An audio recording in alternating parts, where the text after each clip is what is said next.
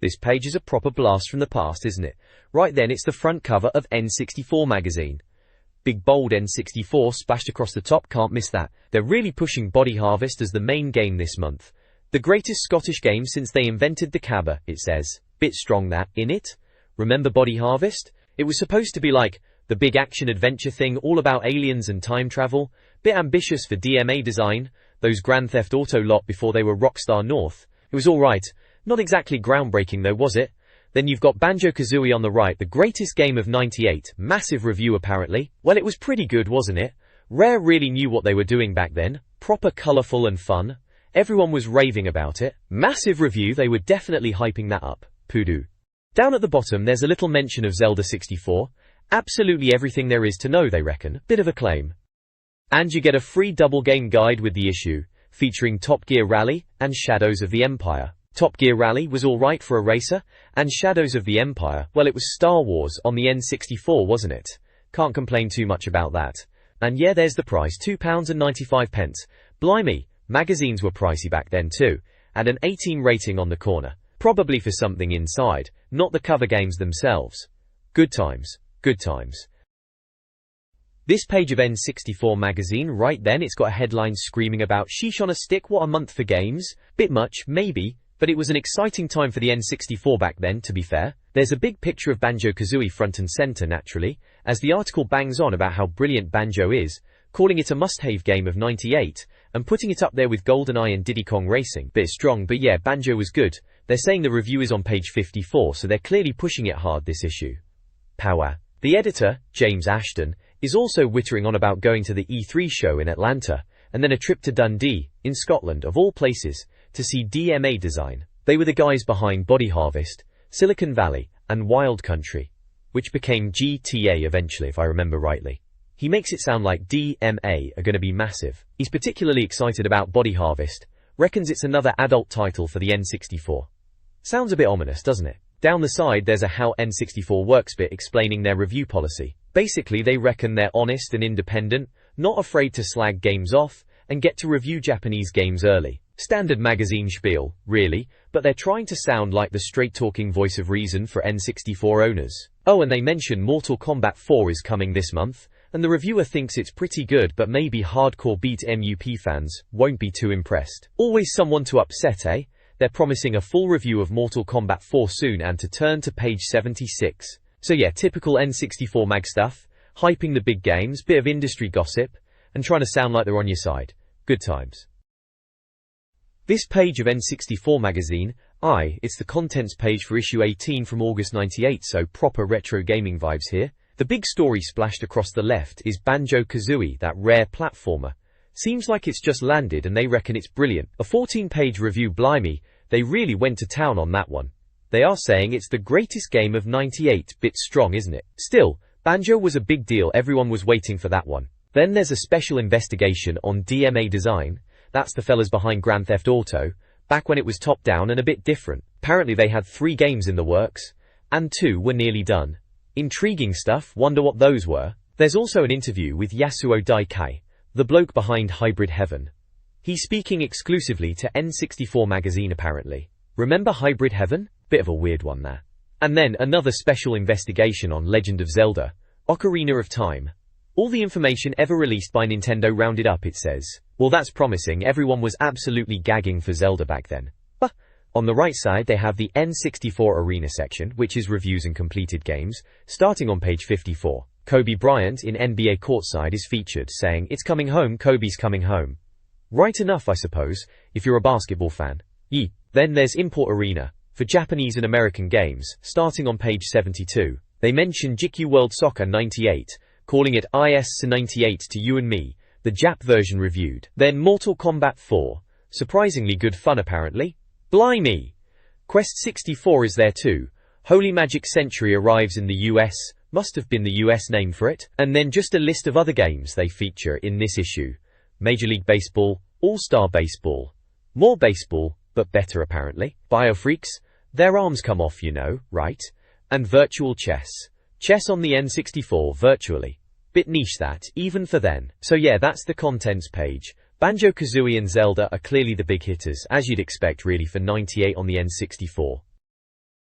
This page from N64 Magazine is the contents, always a good place to start to see what's inside. Right at the top they're hyping up the future look at big new N64 games. Looks like they've got a preview of WWF Warzone, reckon you can build your own grappler in there. Wipeout 64 is there too, saying it's in no way slow, which is probably magazine speak for it's alright. Castlevania 64 is on the list, scary monsters and blood-sucking vamps. Sounds about right for Castlevania, doesn't it? And then there's Iggy's Wrecking Balls. Odd, very odd indeed, which sums that one up nicely. Not sure anyone really knew what to make of that game back then. Moving down, there's the N64 how-to section, giving guides to ease you through life apparently. They've got a guide to build winning landscapes in Weetrix, which was a bit of a puzzle game if I remember right, and something about working out your character choice in GoldenEye, which is definitely a bit more interesting. Planet 64 News Center is covering all the latest European game show news and stuff from Rare. As always, it mentions ECTS 98 in London, which was the big gaming event back then. Then coming soon,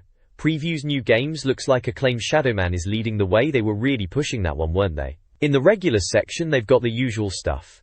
Information station for all you need to know, tips extra, N64 shopper for buying bits and pieces, Club 64, subscriptions, back issues, and a directory for all the reviewed games. And there's always the N64 Magazine issue 19 inches cryptic hints section, trying to guess what's coming next. There's also a win section where you can win anime videos. Gotta prove your artistic talent in the pages of N64 to do that apparently. And the Evolution game article where Tim and Steve Owen are investigating how games come about. Sounds a bit deep for a games mag, but fair enough. All in all, a pretty standard contents page for the time. Gives you a good idea of what's coming up in this issue.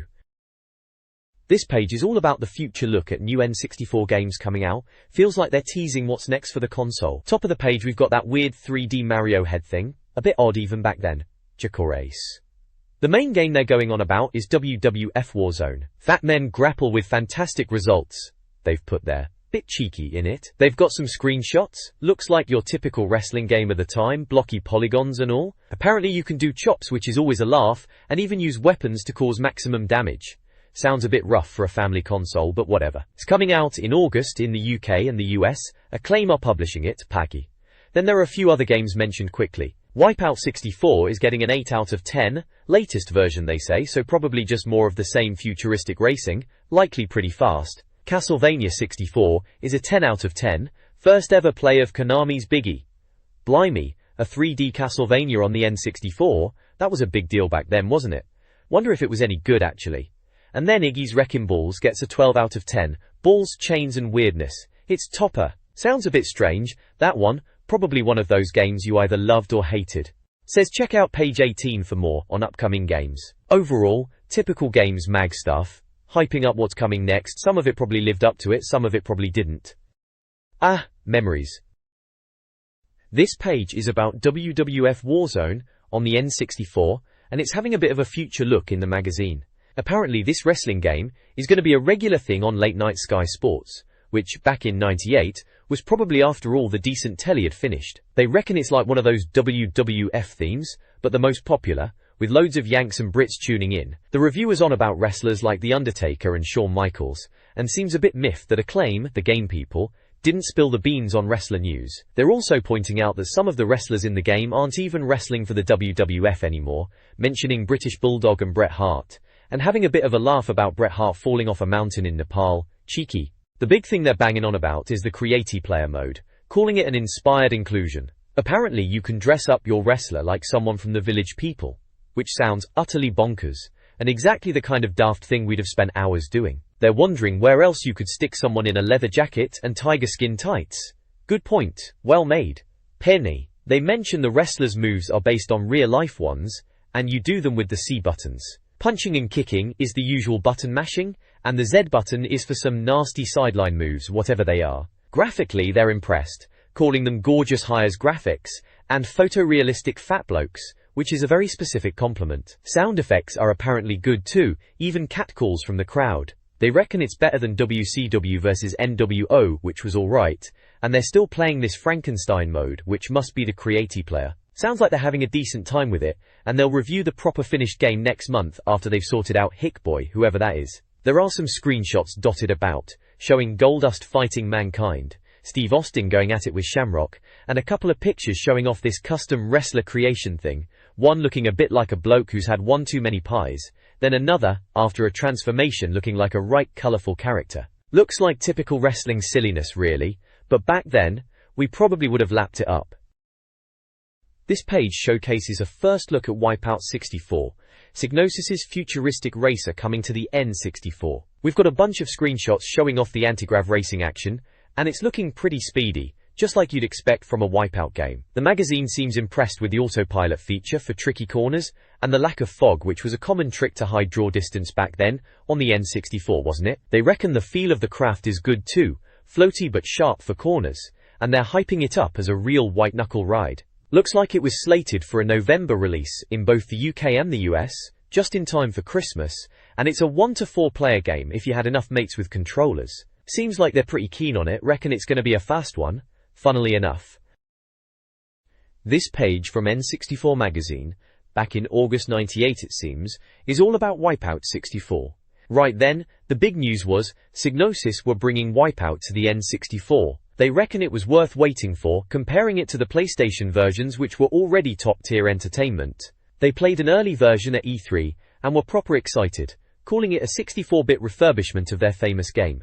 Sounds a bit wanky, but alright. They mentioned there was only one track at the show version, but even then, they saw two big plus points. Firstly, the handling was sorted out, no more getting stuck on walls like in Wipeout 2097, which could be a pain in the backside. They reckon you just ricochet off walls now and the pace is still there. Analog stick control is much better than the old PlayStation D-pad apparently for the glide of the craft. Secondly, the speed was cracking even in an early stage, proper lightning fast, corny.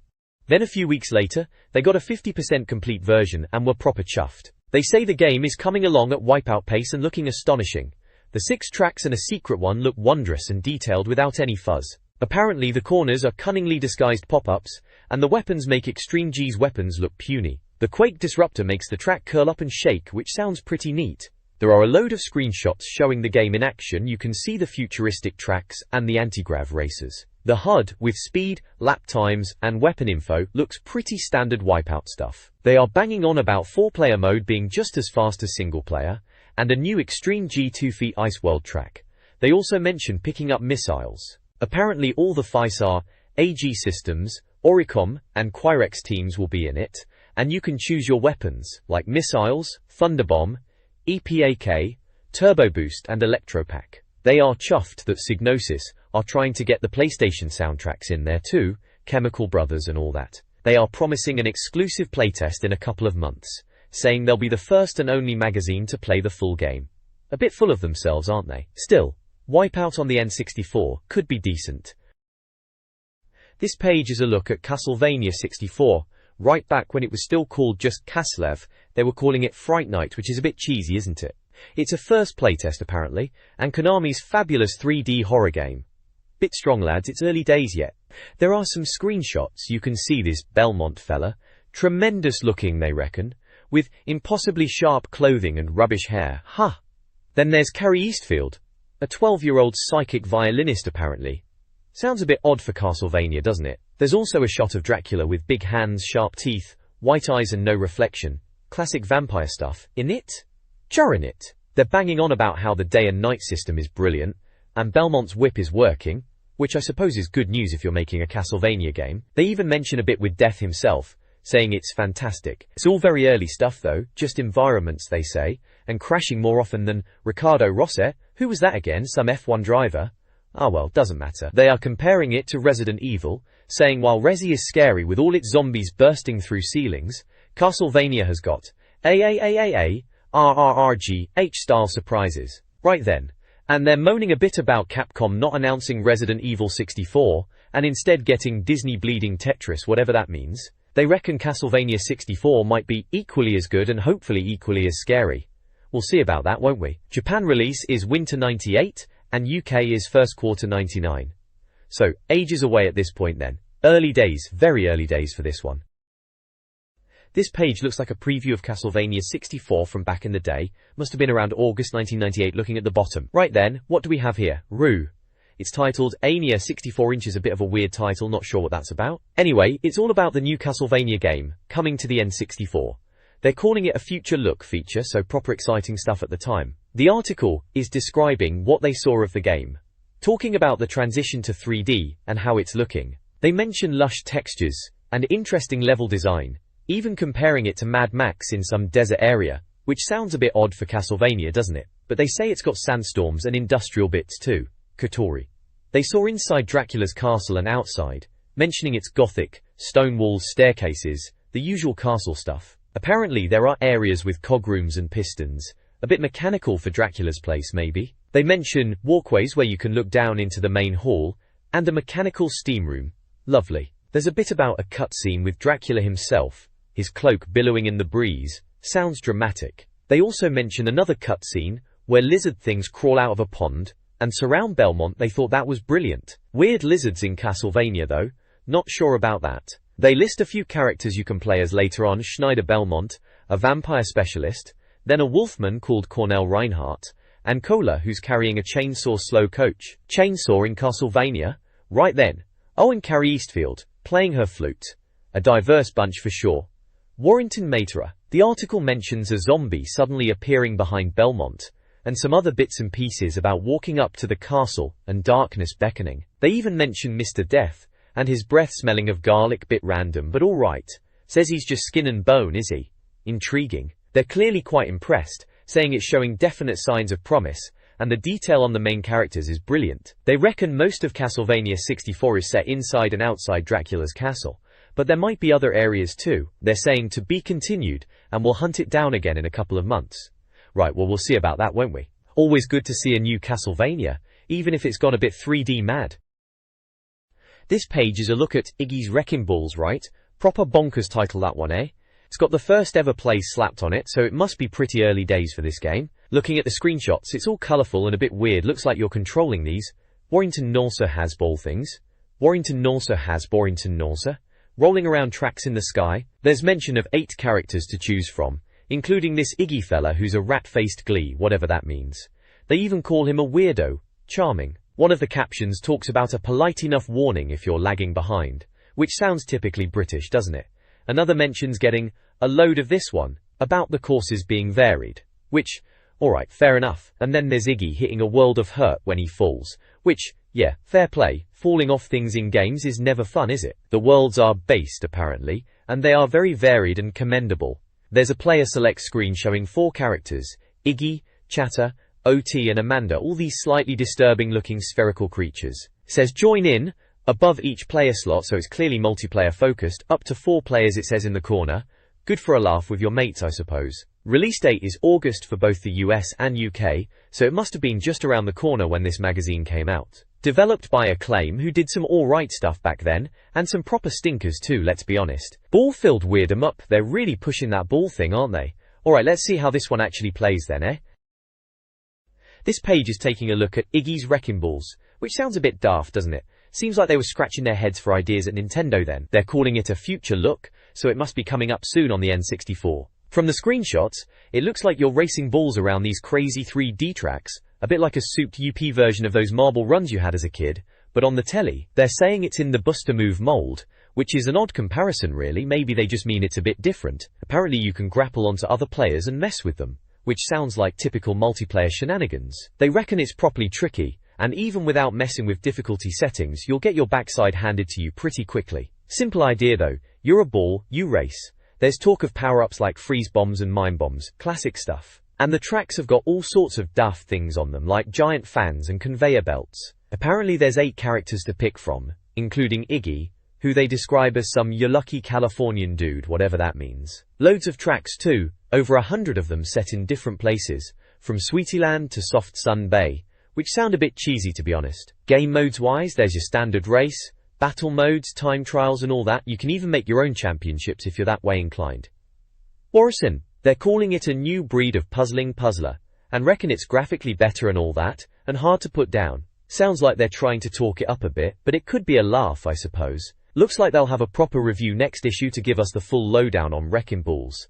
Right then, let's see what else is in here. This page from N64 Magazine, issue 18, dated August 1998, is all about Nintendo gearing up for the ECTS show in London in September. Apparently after E3 in the States, Nintendo weren't hanging about and were already planning their big European showing. The article talks about how Nintendo's stand at the previous ECTS was a bit rubbish, a pitifully small effort lacking quality games and overshadowed by Sony. Ouch. But this year, it sounds like they're pulling out the stops at Olympia in London, promising a much bigger and better showing. There's a screenshot of Zelda 64 looking rather swish, described as significantly better than a severe back alley kicking, which is a colourful way of saying it's good. They reckon all the big games from E3 will be there, like Zelda, F-Zero X, and Conker 64. Conker is also pictured looking a bit cheeky. Warrington. They also mentioned some other games that might be at the show, including Star Wars Rogue Squadron, F1 World Grand Prix, Perfect Dark, and Jet Force Gemini. And excitingly for us PAL gamers who sometimes got a raw deal, they mention the Color Game Boy, making its European debut. Konami and Acclaim are also name-dropped as third-party powerhouses who will be there, with Konami bringing playable versions of Hybrid Heaven and IS-88, and Acclaim may be showing off Castlevania 64. Down the side, there's the magazine's masthead listing all the people who worked on the magazine, like Jimmy Ashton as editor, Phil Overton as art editor and so on. It was a proper team back then. Chem Magazine. Looks like ECTS 98 was shaping up to be a good one if you were a Nintendo fan. This page in N64 Magazine, right? It's a bit of a news roundup from August 1998. At the top they're talking about Pokemon being delayed, saying it's not coming out until after Christmas because of the Color Game Boy launch. Bit of a blow that was everyone was gagging for Pokemon over here. They reckon it was supposed to be out for autumn but Nintendo had other plans. Warrington. Then there's a bit about Chris Alice, saying they're the guys behind Manchester United Soccer and Soccer Kid. Yeah, Soccer Kid. Anyway, apparently they've got the thumbs up from Nintendo to make games for the N64. They reckon they might rework an old game from their back catalogue. Intriguing. Quirky. The big headline is, Rare reveal all. Well, sort of. They're going on about Rare winning awards and then teasing their upcoming games. Perfect Dark is mentioned as being more adult. Apparently there was some video footage shown at E3, with Joanna Dark walking past an alien corpse. Sounds a bit moody for Rare, doesn't it? They also mentioned Jet Force Gemini, 12 Tales, Conker 64, and Ultra Donkey Kong. Ultra Donkey Kong? Could that be a Diddy Kong Racing sequel? They're really playing their cards close to their chest though, typical Rare. They're asking readers to write in with ideas for sequels to Blast Corps and Killer Instinct, reckon they might print the best ones. Cheeky. Down the side, there are little snippets. Turok 2. Seeds of Evil is apparently going to be shown off in London, and they list a bunch of other games like Shadow Man, Extreme G2, Iggy's Wrecking Balls, and Revolt. Then there's a bit about other games at ECTS, mentioning Mission Impossible, V-Rally 64, Wipeout 64, ODT, SCARS, Quake 2 and Top Gear Overdrive. Seems like everyone was showing their wares at ECTS. Apparently, Nintendo bigwigs Howard Lincoln and Minoru Arakawa were even popping over from America for it. Big deal, eh? Kia. Oh, and there's a picture of Banjo-Kazooie looking a bit smug. Yeah, we knew Banjo-Kazooie was coming, that was a given. Still, good times, waiting for all these games. This page in N64 Magazine is having a bit of a rummage through some fanzines, bless them. First up, it mentions Acclaim's upcoming game Bloodshot, based on a comic book. Sounds like it's going to be a bit violent, typical comic book fare, and they reckon the N64 version might have some extra bits compared to the PlayStation and PC versions. Dorcas. There's a little snippet about Paul's plant, which seems to be a joke about someone's plant dying in the summer heat. Probably just filler, to be honest. Then they're talking about World League Soccer, another footy game for the N64, called A World of Hurt. Apparently it's in testing at Silicon Dreams, and they think it should do alright on the N64, especially with IS-98 also being out. Can't have too many footy games, I suppose, even if most of them are a bit rubbish. In the fanzine farm section, they've reviewed a few fanzines. First is 64 Supreme, which they say is a decent read, packed with stuff, and less of a fanzine in some ways, more like a proper magazine. It has pics and reviews, and even comes with 2 free cover discs. Imagine that. Sounds like they think it's worth the £1.50. Then there's N64 Play, which sounds a bit more controversial. They say it's got interviews, and even an AZ of swear words. Bit cheeky. Apparently they gave Yoshi's Story and Mortal Kombat Mythologies a 5 out of 10, which is pretty harsh back then. It's £2.50, and comes from Northern Ireland. Lastly in the fanzine bit, there's the ZX Files, which is all about the old Spectrum. They reckon it's good, even if you're not a Spexy nut. They mention interviews with people from the Spectrum scene, like Mel Croucher. For the Spectrum brains out there, that one is available from someone in Wetherby, Yorkshire. Right at the bottom they've got a stop press section, and some screenshots of Fighting Force. Looks like a beat 'em up, set in 3D, with some dodgy looking explosions. They show a bloke with a gun, and a short-skirted lady, saying it's a bit unfair. Typical beat-them-up stuff really. They're promising more about Fighting Force in the next issue. So yeah, fanzines and Fighting Force, that's this page in a nutshell. This page has a bit of a mixed bag really. Up top there's a bit about Winback on the N64, apparently it's Koei having a go at a Metal Gear Solid type game, bit cheeky calling it a rip-off mind, but they say it's got Japanese thumbs up so who knows. Then there's a review of the Pocket Power Guide, Volume 3. Seems like your typical cheap book, but this one's pocket-sized, so you can sneak it about easier than those massive Prima guides. It's got the gen on games like GoldenEye, Road to the World Cup 98, WCW vs NWO, and Yoshi's Story. They do say the WCW vs NWO section is a bit thin, only covering some moves for some wrestlers, but for £7 can't grumble too much for a quick cheat sheet. Jate. Down the bottom is Jason Moore's Retro World section, having a look at those old handheld games. He's talking about Epoch trying to have a pop at Nintendo back in the day. First up is Crazy Kong, which sounds a bit like Donkey Kong but with a spooky twist, mummies and skeletons instead of barrels, that sort of thing. Then there's Mini Munchman, their Pac-Man knockoff. Apparently it's a simplified maze but not much actual gameplay, sounds about right for some of these things. He also mentions Nintendo's Pocket Scramble. Reckons it's a decent version of the arcade game but properly hard. And finally there's Pocket Pac-Man from Epoch. Another go at Pac-Man. They tried to make the maze proper detailed on a tiny screen which he thinks was a mistake. Looking at these old handhelds, they were a bit hit and miss, weren't they? Some were alright for a quick go, others were just a bit pants.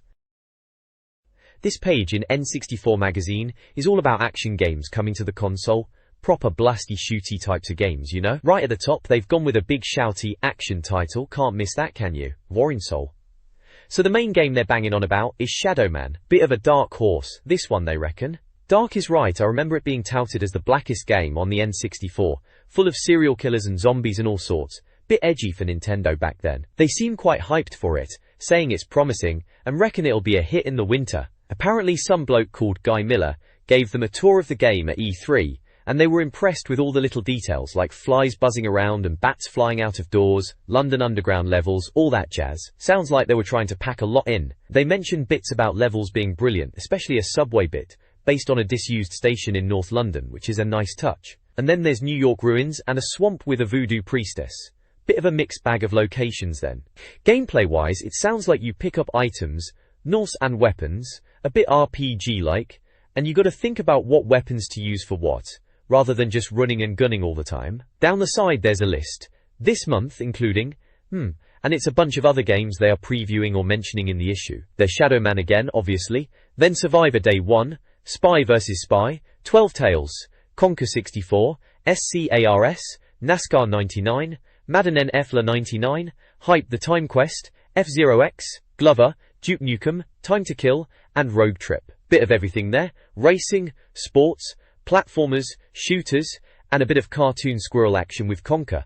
Looks like a packed issue for sure, plenty to read about. And yeah, they've got those little yellow new pics, badges stuck on, to get you all excited about the screenshots. Clever stuff. Looks like they are getting us ready for a whole load of action games hitting the N64 soon.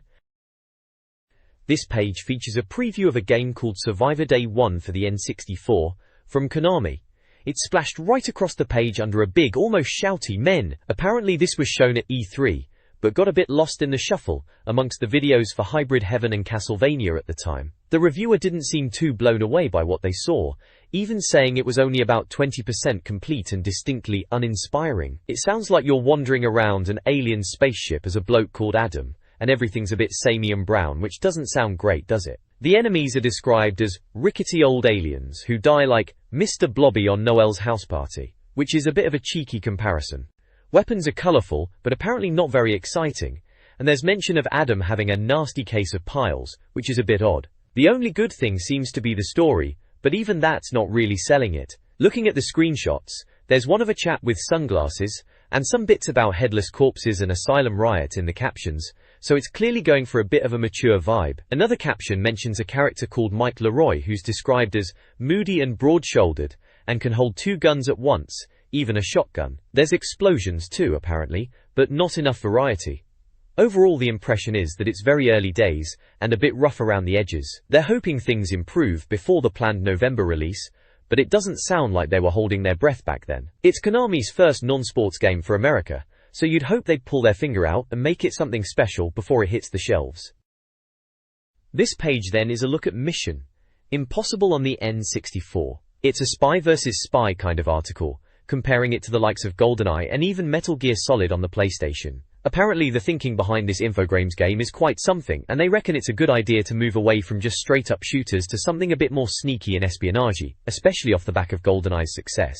They've played a near-finished version, about 95% complete, and seem quite impressed. It mentions dart guns being essential, which is very spy-like in it. They talk about having to listen to conversations to figure out what to do, which sounds alright. There's a bit about using champagne and nausea powder to trick an ambassador, bit cheeky that. And you can even shoot out lights on watchtowers, which they say GoldenEye didn't even think of.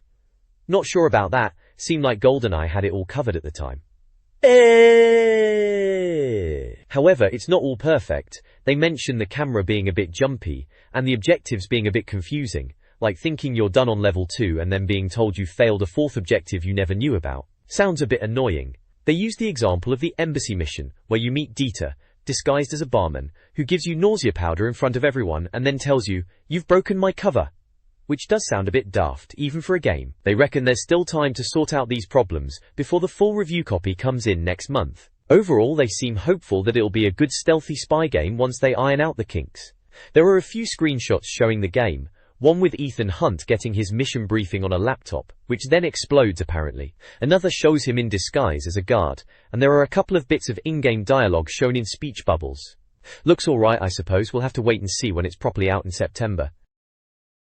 This page is all about Conker 64, or as it was known back then, 12 Tales. Conker 64. Seems like they renamed it fairly recently before this magazine went to print. It's being flagged up as the sister title to Banjo-Kazooie, which was a big deal at the time. Rare were on a roll then, weren't they? Reading this, it sounds like you can play as either Conker himself or his girlfriend Berry. And the main point of the game is collecting gift-wrapped presents while fending off some evil hoodlums. Apparently the first level is a bit of a training ground, where you learn moves by chatting to a scarecrow and leaping around cabbages, but it gets more involved later on, venturing into beautifully textured rare world with disturbing yellow eyes. Intriguing. Engay. They're saying the controls are similar to Banjo's, but the gameplay changes depending on who you pick. Conker's route is more of a punch-up, while Berry's is more about puzzles.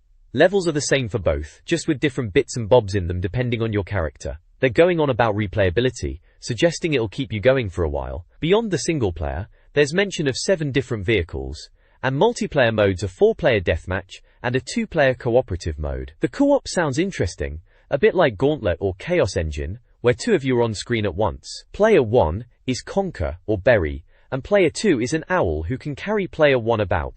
They can even split up to do different things. Sounds quite clever actually. Warrington knew. Right at the end, the reviewer reckons this game is going to be much bigger than people are expecting, especially after some people maybe wrote it off when it was called Mr. Nuts 3D. Bit harsh if you ask me, judging a book by its cover. Or a game by its early title, I suppose. Anyway, they're clearly impressed, saying it's another winner from Rare, and made by the same team as Killer Instinct, which is a bit of a strange comparison, but hey, it's all good news for the N64. More to come, apparently. This page is all about F-Zero X, looking at the preview here in the magazine. Right, so they're going on about how Nintendo decided to, tone down the fancy graphics from the original F-Zero on the SNES, or SNES as some folk call it. Apparently it's all to make the game proper speedy. They reckon it gives it a retro feel too, which is a bit of a clever trick. Dowler. Reading on, it sounds like playing it you really get that retro vibe, but it's been cranked up a notch. They're saying it's all about being bigger, better and faster. There's loads to it too, 30 different vehicles and characters, and the tracks are supposed to be really creative.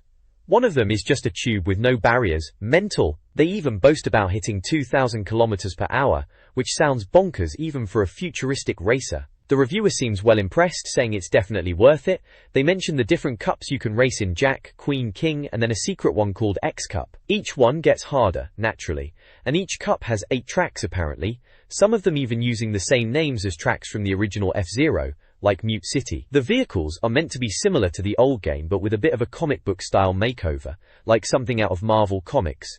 Tracks. But the real deal, they keep saying, is the speed. Proper fast, like really fast. Faster than Wipeout 64 even, which was no slouch. They say during races, you're constantly hitting speeds of 1,500 kilometers per hour and more. Madness! Looking at the screenshots, you can see the speedometers going crazy.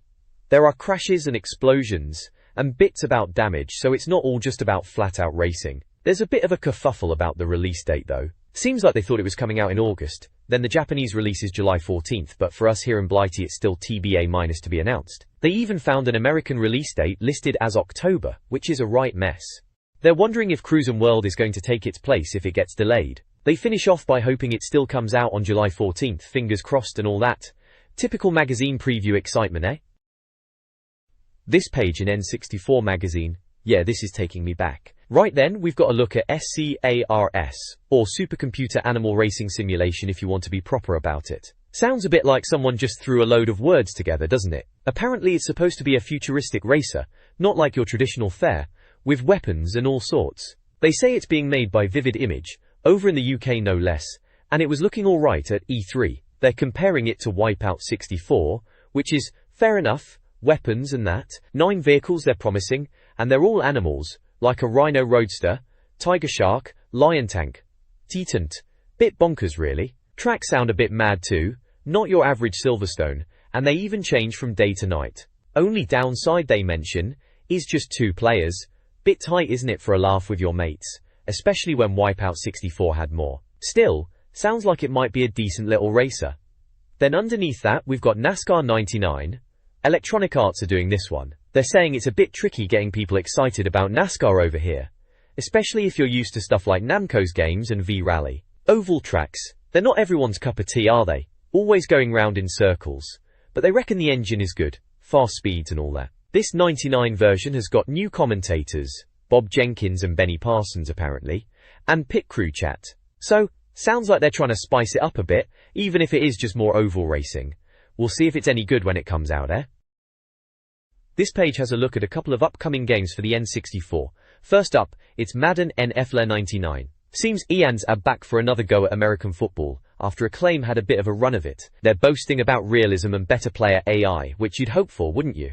They've even got the official NFL license now, which must have cost a few quid. They're comparing it to NFL Quarterback Club 99, saying they'll do a head-to-head test in a couple of months to see which one's best. Looking at the screenshots, it's certainly polygons, looks like a football game alright. JTC. Then there's Toy Story. Hype the Time Quest from Ubisoft. This one's a PC game being ported to the N64, an RPG apparently.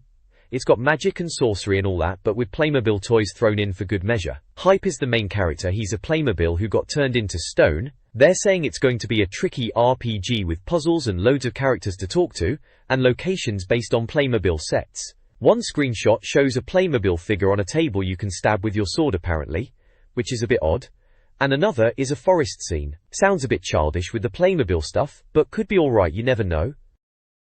This page then features a look at Ogre Battle 3 for the N64, or Quest as it's also known. It's being pitched as a game to sort of revitalize Nintendo's fortunes in Japan, and maybe even influence their next console, which is a bit of a bold claim, isn't it?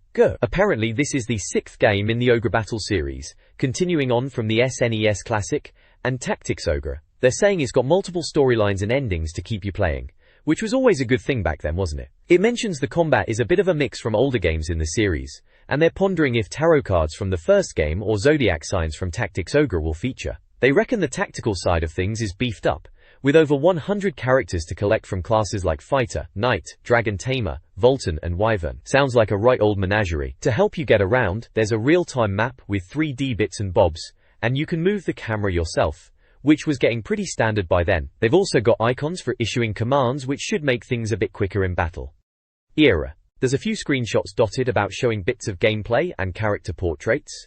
Nothing too revolutionary looking, but it looks like it could be a decent strategy romp. One of the speech bubbles in the screenshots mentions someone called Lee Van Cleef, which is a bit of an odd name to drop, and another chat box just says, lots of stats then. Riveting stuff. Another comment says, there's plenty of high drama in Ogre Battle 3.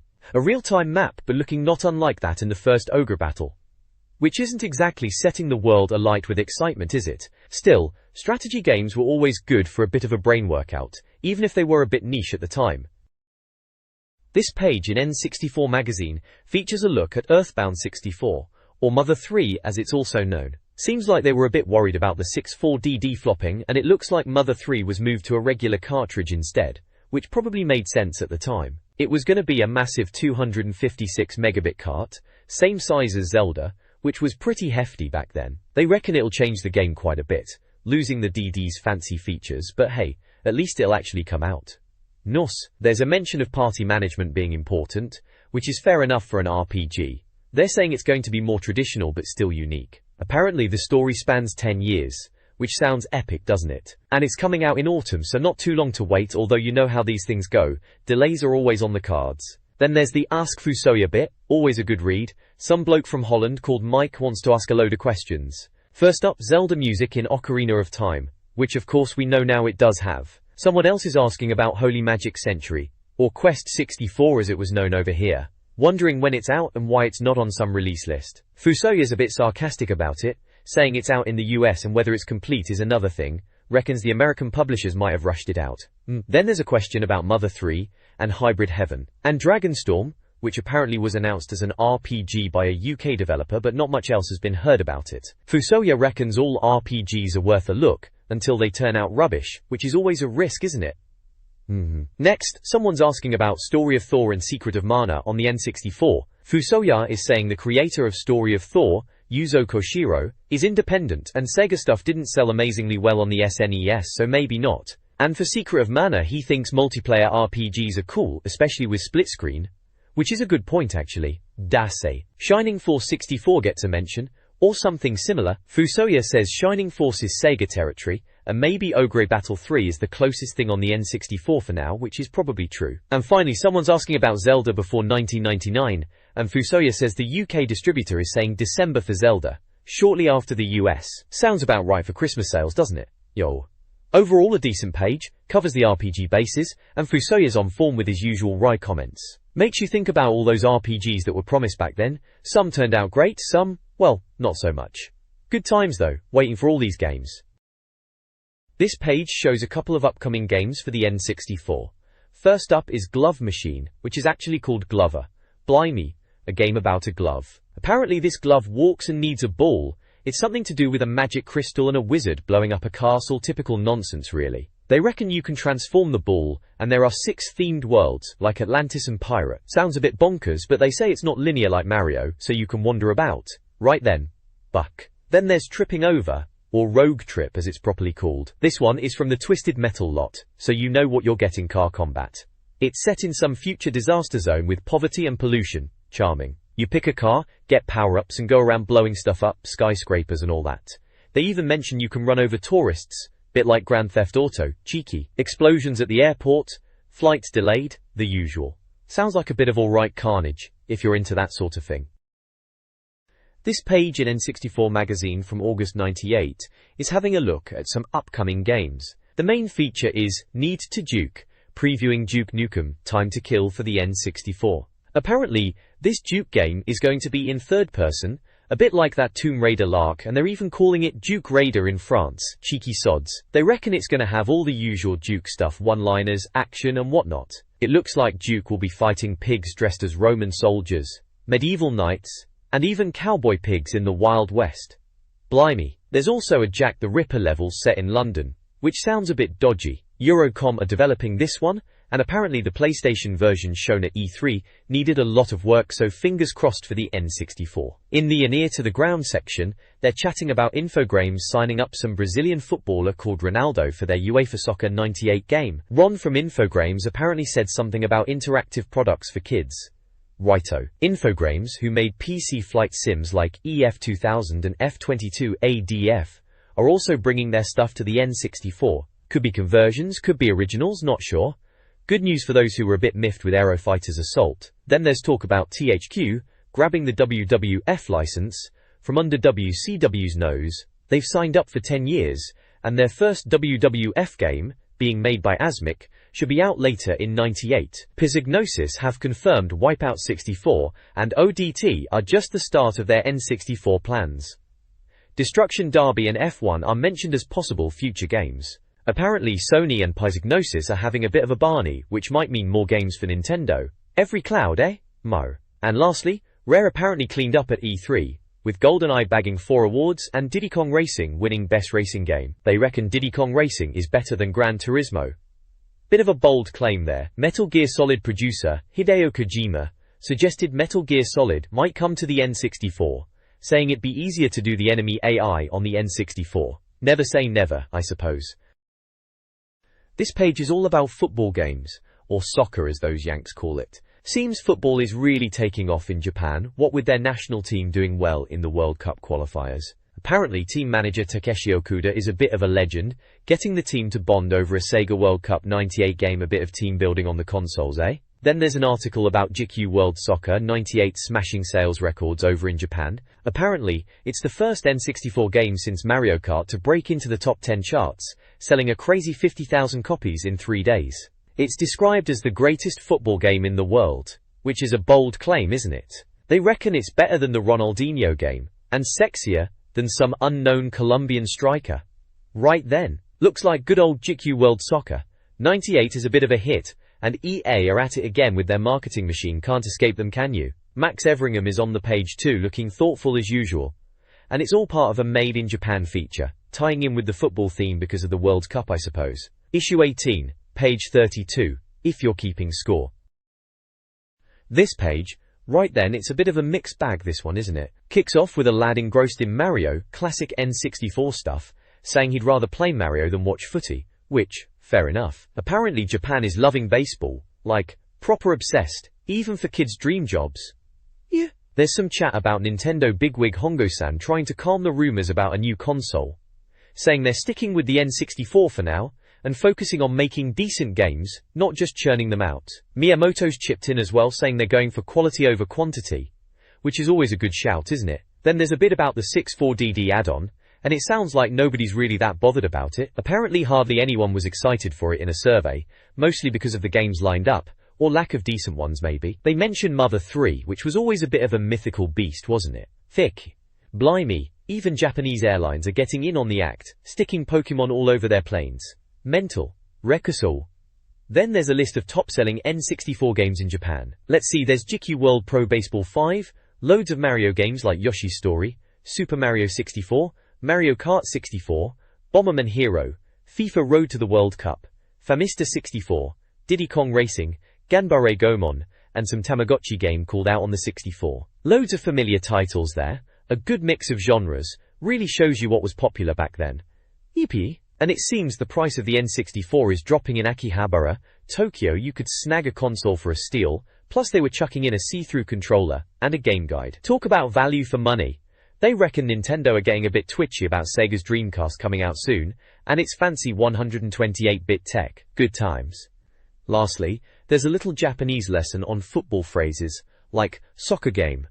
Come on you blues, I did it. Over here, on me, EAD. And, excuse me sir, but are you old enough to be doing that? Bit random, but I suppose it fits with the football fever around at the time. All in all, a typical snapshot of the N64 scene back then.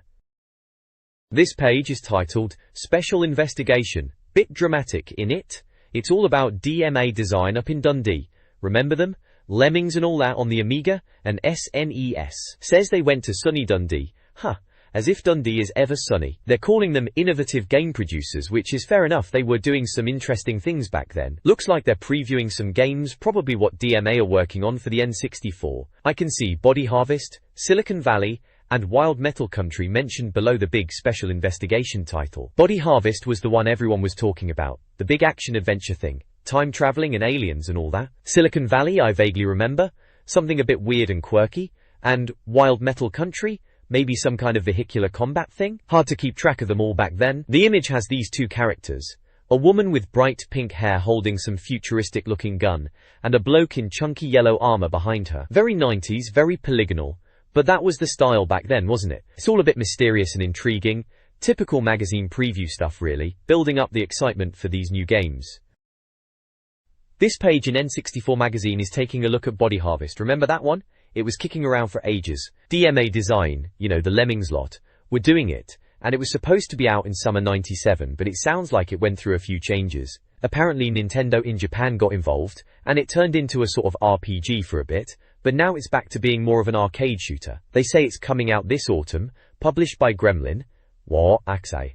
Looking at the screenshots, it's definitely got that top-down, driving around shooting things vibe. They're banging on about the arcade action and how much gore there is, saying it's got a high body count. Sounds like you'll be doing a lot of blasting aliens. They mention you have to drive vehicles, and that the levels are massive, like PC Flight Sim big, so getting around on foot would take ages. Apparently, you've got to navigate using waypoints on the map. Each level is split into smaller bits, and you need to destroy a shield generator to move on. The ultimate goal is to take out the alien queen at the end of each level. Gee. They're saying it's got a real 50s B-movie feel to it, especially the US level, and it's a bit like that old Amiga game It Came From the Desert, which is a deep cut. Sounds like it's going to be quite tough as well, especially later on, and you can only save after you finish mini-levels. They reckon there'll be a lot of restarting. They're calling it extreme comic book violence, which is probably magazine talk for a bit gory, but who knows, might be a laugh. They seem to think it could be one of the better games of the year. We'll see about that, won't we? October release, apparently. This page in N64 Magazine seems to be giving Body Harvest a good look. Right then, Theatre of War they've called it, bit dramatic isn't it? But it's about this game where you fight aliens across different time periods, which sounds a laugh. They mention 5 huge worlds and 5 time zones, so sounds like plenty to get your teeth into. The first area they're showing off is 1916 Greece. Apparently it's meant to be a gentle introduction to the game, but they also say you can get lost pretty easily in these levels, which is classic N64 open world stuff, isn't it? They even point out a fire engine in Greece, saying it's in the ancient Greek village of Trumptonas, cheeky blighters, and they mention some critters called bashers that are smashing up a Greek village. Makes a change from your usual holiday, I suppose. Then it moves on to Motorworld. Sounds a bit like a car show, doesn't it?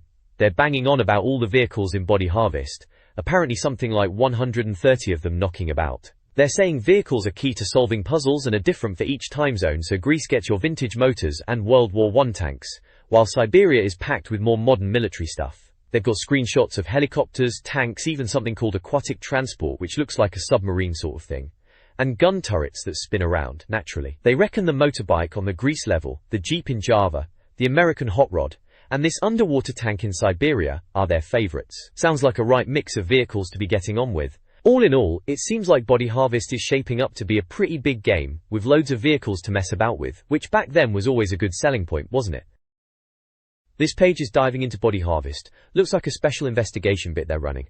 Right then, first up is 1941 Java. Sounds a bit dodgy, like a bad cup of coffee, but they're talking about a mission set on a war-torn volcanic island. Apparently you get to drive some motors, which is always a laugh. It's all during a tropical rainstorm, very atmospheric. In it, you're rescuing villagers near a volcano, classic stuff. And you have to find a ship, a big one apparently, and navigate some boiling sea. Sounds a bit stressful. They say it's a tight time limit, very tense. There's a picture of some biplanes, bit old school, and some kind of waypoint thingy. Fantastic! Pilot wings, eat your heart out, cheeky sods. Next we've got 1966 USA. Now this sounds more like it, alien invasion time. Typical Midwestern American city. Height of Cold War paranoia, they say. City's not massive though, dwarfed by the alien-infested desert apparently. More shoot-'em-up focused this level, lots of harvesting waves and bigger aliens. Adam, who I presume is the bloke in the game, can hide in the sewers for a breather. Who knows, there may actually be something useful down there. Always with the sarcasm, these magazine folks. They mention daylight robbery as a complement to the shooting and driving, so some puzzle bits too. Dynamite, switches, bit of ransacking houses, traditional RPG style, rifling through drawers for bits and bobs. Can't be killed inside houses though, that's handy, and the locals won't lift a finger. Lazy GITS. Picture here of some purple flying alien things, and a car. PG. Lastly, Killer Queen. Big boss time then. Once you've done a level and blown up a shield generator, you hop into your alpha tank. Sounds beefy. Landscape flattens out, then boom, face off with a Body Harvest showpiece, the Killer Queens. Multiple ones apparently in this screen, bigger and tougher than the usual monsters. Need quick reactions to avoid getting shot to bits. This is an alien processor, the vile thing that spawned all those bugs, they reckon. The glowing alien textures are lovely. They are a bit funky looking, I'll give them that. Find its weak spot, and empty a clip or two, job done. Picture of a massive alien queen type thing. Looks a bit of a handful to be honest. This page of N64 Magazine delves into a game called Mr. Wolf?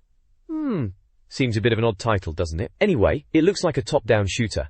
And this article is part of a special investigation. They're talking about the storyline, where you play as Adam Drake, alien killer extraordinaire, trying to save Earth from these human-chomping bugs across different time periods. They highlight 2 levels, one set in 1991 Siberia, which sounds a bit X-Files inspired, with mutated green-skinned zombies. Apparently you have to be careful not to kill the zombies, as they are still people, which sounds a bit daft in a shooter, but there you go. And you get a combine harvester to mince them into pulp, which is a bit grim. There's also a level in 2016 Comet, which is more of a straight-up alien shoot-'em-up on their Comet base. Here you get a futuristic hovercraft called the Alpha Tank, which they say is the reviewer's favorite vehicle, and you'll need it because you won't last long on foot. Sounds intense, but they also say the final level is just a non-stop shooting fest, which could get a bit repetitive. Then they go into the different types of alien enemies you'll encounter, calling them scouts, bashers and drone kings. Scouts are your basic roaming type. Bashers demolish buildings and release terrified inhabitants, sounds like you need to protect them. And drone kings are the masterminds who release jelly-like human capture units to grab humans. Apparently if they eat 6 humans, a tougher alien shows up and hunts you down. They mention if 25 people are killed in total, it's game over. Sounds like they're trying to add a bit of depth to the usual alien blasting, making you think about saving civilians too, not just shooting everything that moves. Might be alright this one, if you like that sort of thing. This page delves into the upcoming game Body Harvest for the N64. Right at the top it's got this headline, "Let me hear your body talk," which is a bit suggestive for a game about aliens, isn't it? Apparently the developers, after a hard time of programming, drinking and watching footy, sat down with N64 Magazine to chat about their game. They kick off by talking about the inspiration, which sounds like a typical game dev story. A bit of luck, some arguments, and maybe a whiskey or two. It sounds like the game has changed a fair bit since they first started. Apparently it's gotten much bigger, with more aliens and mayhem, but now with added puzzle bits and adventure elements, which sounds alright. They then go into how they added the RPG stuff, which is basically thinking up ideas and binning most of them. Classic game development really. The developer seems particularly chuffed about the gruesome bits, the people getting eaten and exploding, and the charred bits left over. Lovely stuff. Vehicle-wise they mention the Alpha Tank, but seem to really like the Huey helicopter, saying you need 2 N64 pads to control it, which sounds a bit of a faff. They're boasting about pushing the N64 to its limits using a massive 96 meg cart, and had to go all the way to California to learn about the N64 chips, which shows they were serious about it. Surprisingly, Nintendo haven't censored them, even though they were worried about some of the gorier bits. Apparently, once Nintendo saw the bugs feeding animation they just laughed, so all's good there then. They've got plans for sequels, mentioning levels set in Hawaii, Antarctica, and underwater, if this one does well enough I suppose. There are some screenshots dotted around, showing some in-game action, a car that's supposed to be a time machine, some aliens having a get-together in 1966 America, and a chap called Adam Drake meeting a mysterious bloke in a suit. Plus, there's some nasty-looking thing that'll hunt you down, so it's not all sunshine and rainbows. The page finishes off, saying Body Harvest should be out in September, and the magazine will be reviewing it then. Sounds like it could be a bit of alright, we'll see when it lands. The next page is a special investigation into Space Station Silicon Valley for the N64. It's got a big V at the top, like some sort of secret file vibe. The article is all about this new game from DMA Design, who did Lemmings and Grand Theft Auto, back when Grand Theft Auto was still a top-down affair, if you can imagine that. Apparently, Silicon Valley is about robotic animals, which sounds a bit bonkers, even for DMA. You play as a hero trying to sort out Silicon Valley, which has gone a bit anarchic, with mutated animals everywhere. The game is about possessing these animals to complete levels, and you have to kill them to take them over. A bit harsh, but I suppose that's the point. There are loads of different level types mentioned, like European, Arctic, jungle, and desert, so quite a bit of variety there. They're talking about puzzles, platforming, and problem solving. It sounds like you'll be jumping across platforms and using the animal abilities to get around. Foxes have turbo boosts, rats can do noxious gas, and there are even rocket-launching huskies and pogoing kangaroos later on. Sounds like they are really going for it with the wacky animal mutations. Worry. The page mentions you need to consider how other animals react to you. For instance, king rats can get other rats to follow them, but you'll get attacked by foxes if you get too close. There are also golden turds to collect. Charming. Apparently, there's a bonus award for getting your rat to eat 15 suspicious brown lumps in the sewers. Right then. They also mention racing propeller-driven walruses, which sounds like a laugh, and herding sheep. The game is due out in October, assuming Nintendo doesn't get all bothered by the toilet humor. Sounds like it could be a bit of a laugh, one to keep an eye on if you like your games a bit strange. Sidit.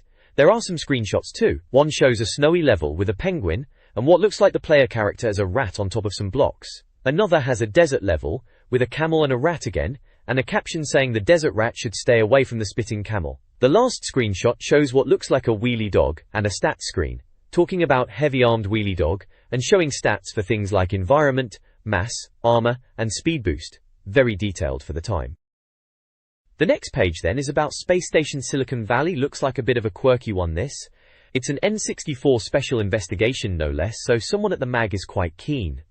Apparently they squeezed some info out of a programmer called Daniel Leiden at DMA. They've got some screenshots showing different bits of gameplay. There's one with a ram trying to get sheep out of an electric pen. Looks like some puzzle solving is involved. Then there's a penguin in mud. Maybe you need a penguin for muddy bits. Makes sense, I suppose.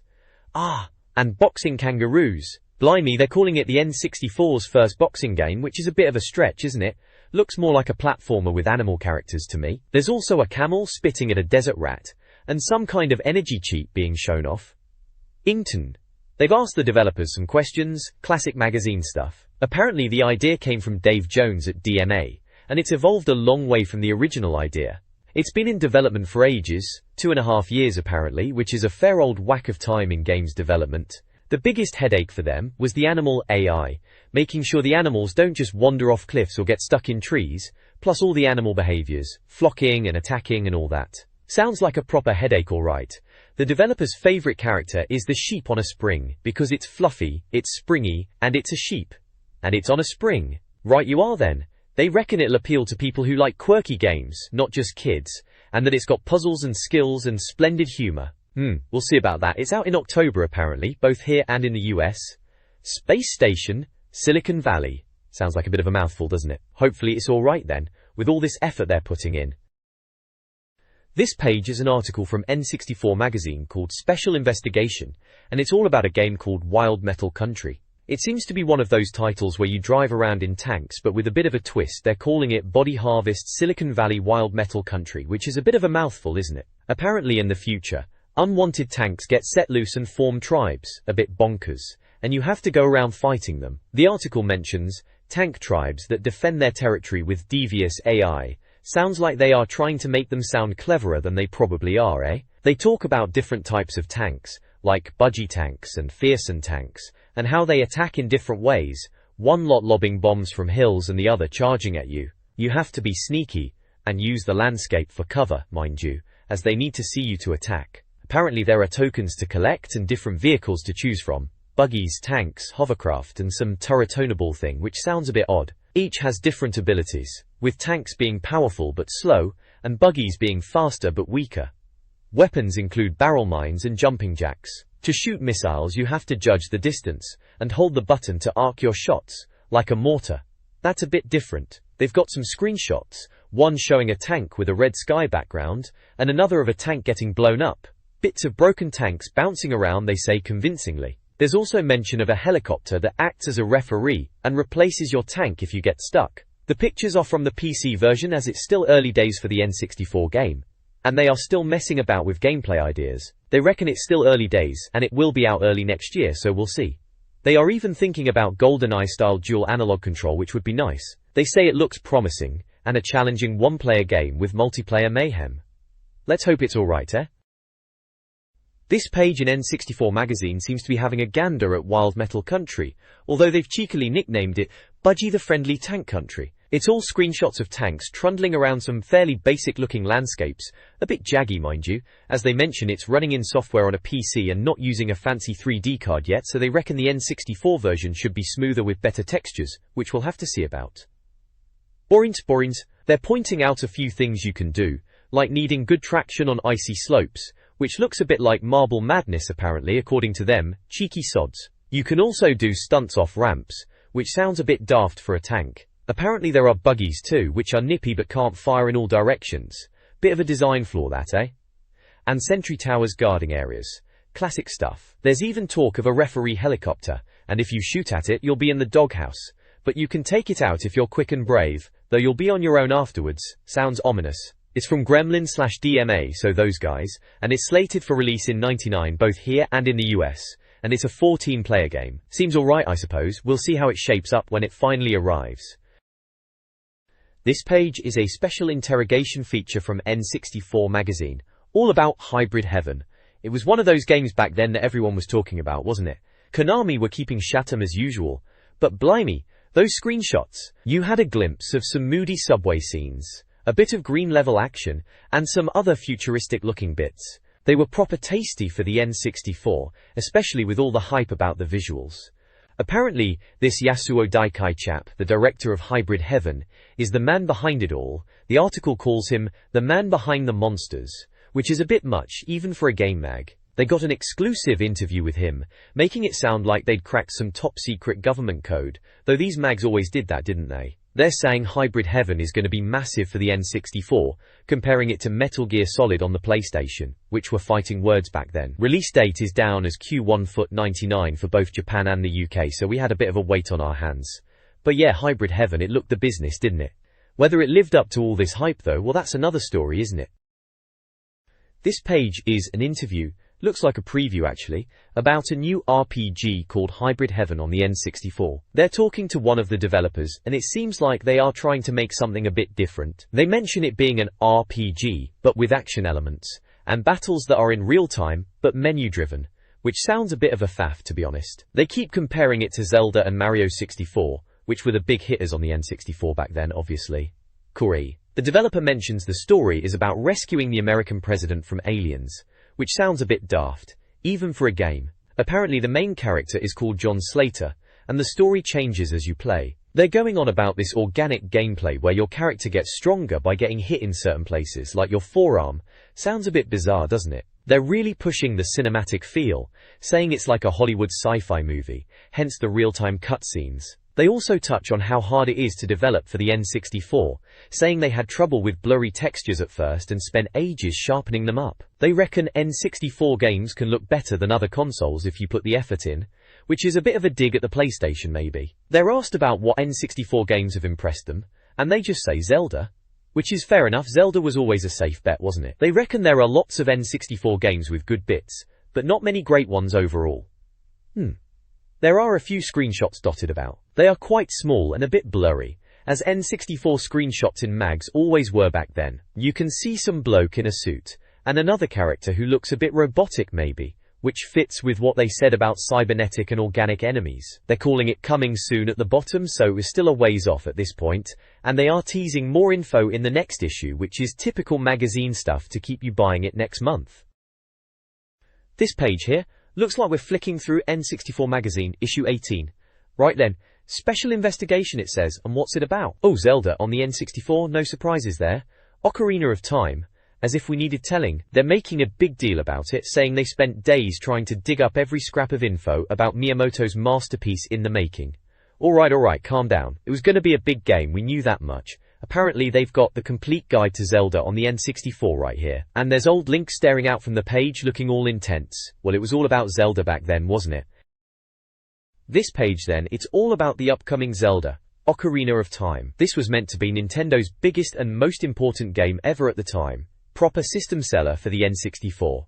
Apparently, it could make or break the console. Poor Miyamoto and the Zelda team were feeling the pressure to get it finished. The US release date was confirmed for November 23rd, which was actually good news for us in Britain, as it meant they'd have time to get the full English translation and PAL conversion sorted. They're going on about it being a literary masterpiece, with innovative controls and loads of great-looking screenshots. There's a screenshot from the game, showing Link in some kind of fiery dungeon, and there's a little info box with the game title, Nintendo the US release date, and a picture of the N64 controller. UK release was still to be announced. It's written by Will Overton and Martin Kitts, and it's from the August 1998 issue, page 47 of the mag. This page in the magazine is diving into the storyline of the new Zelda game, Ocarina of Time, for the N64. It's called What's in a Story, and it's all about what Nintendo have revealed about the game's plot. It kicks off by saying that before Ganon pinched the Triforce and kidnapped Zelda, there was this fearless warrior called Link. Apparently, he was about to have his Kamingo-Phage ceremony in the Maze Woods. It was the Kokiri tribe's custom for young lads to get a guardian spirit or fairy who would hang around with them. So Link's wandering through the woods and comes across a monster that's grabbed a fairy. Being a hero, he rescues it, But sadly the fairy is mortally wounded. With its last breath it warns Link about Ganondorf, King of Thieves, wanting the Triforce and tells him to find a wise man and some spiritual stones. At the same time, Ganondorf is also knocking about in the Maze Woods and getting close to where the Triforce is hidden. Link then heads to Hyrule Castle for help. Princess Zelda knows where the Triforce is, but to save it, they need to find these 3 magical stones. Warrentai. Warrentai.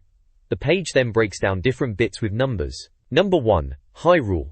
Mentions Miyamoto saying Hyrule in this game is split into about 6 areas, each with its own people, and there's loads of outdoor levels and dungeons. They even mention the game carts are massive, 256 megabit, which was a big deal back then, showing how huge the game was. Number 2 is Maze Woods, saying it's like the Lost Woods from A Link to the Past. There's this massive Deku tree in the middle, which is a mystery and maybe the way into the dungeons. Number 3 is Navi, Link's fairy pal, who's always with him and turns red when danger's near, like a warning system.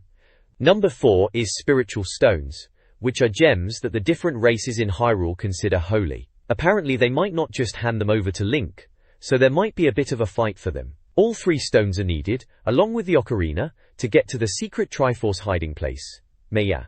Finally, number 5 is Ganondorf. It seems at this point in the story, Ganondorf hasn't turned into his pig form yet, which they call his porcine persona. They're wondering if he'll become his usual porky self by the end, but reckon even in his new green grinning look, he's still pretty menacing. They even have a picture of him on a horse saying he rides it in a way a pig never could, which is a bit of a joke, I suppose. There are some screenshots scattered around showing the Triforce origins, Link getting told off by Zelda, Link in the Maze Woods, and some ice level. Overall, it's giving a good overview of the story setup for what was looking like a massive and exciting game. This page is all about getting to grips with the controls for the new Zelda game on the N64. They're running through the functions of all the buttons, like the A button for your sword, which can be upgraded to the Master Sword, and you can even do a spin attack by holding it down. Sounds like it could be a bit tasty that. The B button is a context thing apparently, changes depending on what you're up to, opening chests and the like, and using the horse. They mention Miyamoto's not keen on repeated dialogue, so there's supposed to be loads of different chats to have, around 40 minutes worth. Hope they're interesting. The Z trigger button is highlighted as a big deal, letting you lock onto enemies, a bit like the R button on the SNES, but better they reckon, meaning you don't have to mess about with the camera so much. The C buttons are for weapons and items, and top C gives you a first-person view, which they say is useful for clues, and comes in handy with projectile weapons like bows or catapults, and even the hookshot for swinging about. Our shoulder button is for the shield, nothing too groundbreaking there, but they say it's improved from the Game Boy Zelda. Finally, there's the ocarina. Seems like you'll be learning to play tunes on it, and they mention a mysterious harp player who teaches you. They say the A and B buttons are also used to play the ocarina, so it sounds like it could be a bit complicated to get the hang of, but hopefully adds a bit of magic to the game. They've even got screenshots scattered about showing Link doing his spin attack and using his shield and whatnot. All in all, it looks like they're pretty impressed with the new control system, reckon it's quite revolutionary for a Zelda game. This page of the N64 magazine, going back a bit now isn't it, seems to be about the Link support crew in Zelda, Ocarina of Time, which was a massive deal back then of course. It starts off talking about a water boss called the Abyss, sounding a bit nasty, and posing the question of how Link can defeat it when a sword is no good against water. Intriguing stuff. Those dungeons were always a bit tricky in Zelda games. Boss choir. Then it moves on to Zelda herself. Always needing a bit of rescuing, isn't she? They're making light of her needing Link's help all the time, and joking about her getting together with Princess Daisy for coffee and biscuits, and a bit of a giggle about blokes. Sounds about right for the time. A bit cheeky. There's a picture of Navi, the fairy, casting a yellow light over Zelda, and another bit where she is blue, saying it's a neutral color and nothing to worry about. Always with the hints is Navi. Krika. Next up is Ganondorf. They are saying he's had a bit of an update from his pig form, now a sinister armored horseman. A bit more scary than a giant pig. Bit sarcastic that, but yeah, Pig Ganon was a bit daft looking, wasn't he? This new version sounds a bit more serious business. They show him riding into paintings and coming out of other pictures. Bit of a weird concept that. Yay. Then there's the horse, which is Epona of course. They point out you can travel faster on horseback and shoot arrows while riding, which was pretty cool. They even suggest some daft names for your horse like Sugar, Dobbin, and Whiskers. Whiskers? Really? Ellie's. Kelly. Finally, there's the harpist. Turns out this mysterious blue character is a music teacher.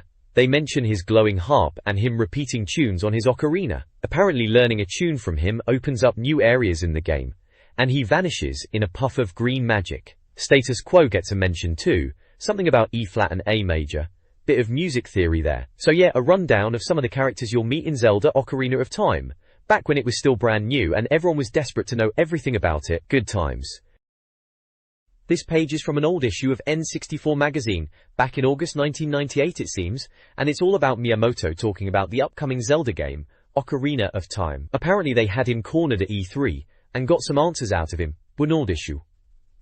So it's a Q&A session with Miyamoto and some commentary from the magazine itself. Miyamoto's described as the producer of Yoshi's Story who's also helping finish off Zelda. He reckons he's the producer of the game and takes full responsibility for the content, even though the scenario and game modes are mostly his ideas. Sounds like he's got his fingers in all the pies then, doesn't he?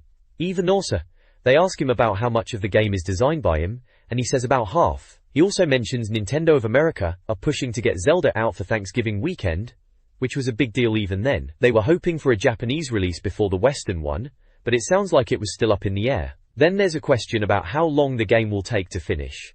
Miyamoto's being a bit vague, saying they're still combining parts of the game but reckons it'll be about 40 hours to finish if you follow the story. He also adds a typical designer caveat, saying a good tester who knows everything could do it in 56 hours. Yeah right, like any normal person is gonna know where everything is on their first playthrough. The magazine chips in and says, so about the same as Mario 64 then? They also ask about what percentage of the game is done and how many secrets there are. He reckons about 70% is done for the objectives and 30% for the secrets. Again they compare it to Mario 64. Seems like Mario 64 is the benchmark for everything on the N64, isn't it? Miyamoto hopes this Zelda will be his greatest achievement, especially because the N64 lets him try new things. He mentions that in Mario and Zelda jumping is automatic, and they removed the player's ability to control the jump to make it more adventurous. Interesting design choice that. He says they are always trying to make a 3D miniature realm, and in Zelda they've got so many environments it's become really realistic. He says they made jumping automatic because they had to offer help to the player, and it's a basic action like jumping. Zistas. They ask if there's anything he wanted to add but couldn't because of technical limitations, and he says he's usually got problems with games when they are complete, but with this Zelda he's unusually almost satisfied. But he feels something is lacking, that Zelda feeling, and he's still pondering what makes it a genuine Zelda game. Sounds like he's still tweaking it then. The mag reckons there's still a teensy bit of playtesting still to be done. Understatement of the year, probably. There's a question about how long he's been working on Zelda, and he says 3 years. He says at the beginning he only spent about 20% of his time on it, but now it's 100%. Dedication, that's what it is. The magazine then says, N64 thinks, we've heard of some interesting advances in cloning that Shigs might want to investigate. Bit cheeky that. And then, N64 thinks, removing any opportunity for Turok-style precision jumping tedium has to be a major plus point in our book. Zelda is all about adventure and discovery, not platforms. Right, tell that to anyone who's fallen off a platform in a Zelda game. Rue. Finally, they ask if he thinks this is his greatest achievement and if there will be another Zelda for the N64, and he just hopes it is and hopes someone will take his place and make games for him to enjoy. The magazine's final comment is, N64 thinks, no Shigsy, don't you dare contemplate retirement. Haha. Like they'd let him, would they? There are a couple of screenshots too. One shows Link in a misty looking place with his sword out, all glowy, and another one shows him with his bow, aiming at something in a checkerboard-style room. Classic Zelda stuff really. One little caption says, amazing special effects are the order of the day in Zelda, and another says, another cinema sequence featuring the harpist, time for a new tune. Sounds promising, doesn't it? Overall it's your typical preview stuff, building up the hype for Zelda, but with a bit of insight from the man himself. We were all pretty excited about it back then, weren't we? And rightly so, looking back. This page from N64 Magazine, right, takes me back. It's all about Banjo-Kazooie, remember that? Massive letters screaming arena, and then bam, Banjo and Kazooie smack bang in the middle. They're calling it the greatest game of 1998, bit much, isn't it? But at the time, yeah, it was pretty special. Everyone was buzzing about it. You see some little screenshots showing the gameplay, looking proper colourful, and 3D. For the N64, of course, everything was 3D back then. Hey sir. Then there's this section called Guide to Scoring. Right, proper guide it is too. Lays out how they mark games. Basically, if a game gets 85% or more, it's a star game. Proper top tier. Anything from 70% to 84% is still good. Jolly good fun, as they put it. Might be worth a look. Then it goes down from there. 50% to 69% is a bit average, and below 50%, well, you're in the disaster zone. They don't pull any punches, do they? Those N64 Mag reviewers? Good times. This page from N64 Magazine looks like we're in the import arena section, focusing on games from America and Japan. They're running through a bunch of titles. First up is GQ World Soccer 98. Reckon that'll become International Superstar Soccer 98 over here. They reckon it's still phenomenal. Then there's Mortal Kombat 4. Goriest fighter in the world returns in 3D, which sounds about right for MK. Quest 64 is mentioned as the N64's first proper RPG in America. Major League Baseball is there. Nintendo trying their hand at baseball supremacy apparently. All-Star Baseball is also mentioned, followed by Acclaim, wondering which one's best. Then Biofreaks, a beat-em-up with wings. Sounds a bit bonkers. They're asking if it's any good. Lastly, Virtual Chess. It's chess. And, virtual. It's N64 chess. Not selling that one too well, are they? Below that, it's How It Works, explaining their review categories. Visuals, sounds, mastery, lifespan, and verdict, all marked out of 9. Visuals is about graphics being GOBS, macking on the N64. Sounds is tunes, and sound effects, are they any good or embarrassing? Mastery is about using the N64's hardware well. Lifespan is about getting weeks of play for your 60 quid. Verdict is the overall scientific fun rating. Then we've got Team 64, with little headshots of the reviewers James L. Plates Ashton, Will Overton, Tim Weaver, Martin Kitts, Paul Jarrold, Andrea Ball, Joss Bickham, and James Price. James L. Plates Ashton is on about Sub-Zero in Mortal Kombat 4, and his game of the month is Banjo-Kazooie. Will Overton is moaning about cleavage in games, and his game of the month is Quest 64. Tim Weaver is talking about Kai from Mortal Kombat, and his game of the month is GQ Soccer. Martin Kitts is on about Liu Kang, and his game of the month is NBA Courtside. Paul Jarrold is going on about Johnny Cage, and his game of the month is Virtual Chess 64. Andrea Ball is talking about Sonya Blade, and her game of the month is All-Star Baseball. Joss Bickham is disguised as Quan Chi apparently, with game of the month Major League. And James Price is chatting about Jax, and his game of the month is Biofreaks. So they've all got their own favorites then. Looks like a pretty packed page of import games and reviews. This page has a bit of a look back at when they first saw Banjo at E3 in '97, issue 5 if you want to dig that out. Then there's a preview of Banjo-Kazooie itself, calling it Captain Beaky and the Barefaced Truth, and the biggest game of the summer. Bit much in it? They're saying it's come along because Mario 64 set the bar so high for 3D platformers, and everyone else is struggling to catch up. The reviewer thinks that games like Mystical Ninja and Chameleon Twist were trying, but didn't quite hit the mark compared to Mario. They reckon Banjo-Kazooie might be the one to do it though, having the confidence and experience to take on Mario, which is a bit of a boast. They're showing off some screenshots. You can see Banjo and Kazooie larking about, in what looks like some colourful 3D worlds, typical Rare style, bright and cartoony. Seems alright, could be a laugh. We'll see if it lives up to all this hype. This page is all about Banjo-Kazooie. Blimey, what a game that was going to be. It's bannered across the page, Kazooie, in big yellow letters. Can't miss that, can you? There's a massive picture of Banjo the bear, with Kazooie the bird on his back, looking right at you. They reckon it's going to give Mario a run for his money. Bold claim that, wasn't it? They said only Rare would even try and take on Mario. Bit cheeky, but you know they had a point. Rare were on fire back then, weren't they? Quote. Apparently in the last issue they already called Banjo-Kazooie a genuine challenger to Mario's crown. Quite simply, it's brilliant. Bit strong, a bit early doors to be saying that, wasn't it? They're going on about great characters, loads of moves, fantastic locations, big monsters, and superb graphics. Bit hyped up if you ask me, especially with the better than Mario though tagline at the end. Bit of a leading question there, but yeah, everyone was excited to see if it could actually be better than Mario. Down at the bottom, there's the usual info box. Banjo-Kazooie, Nintendo and Rare, naturally. Out now, it says, August 1998, right?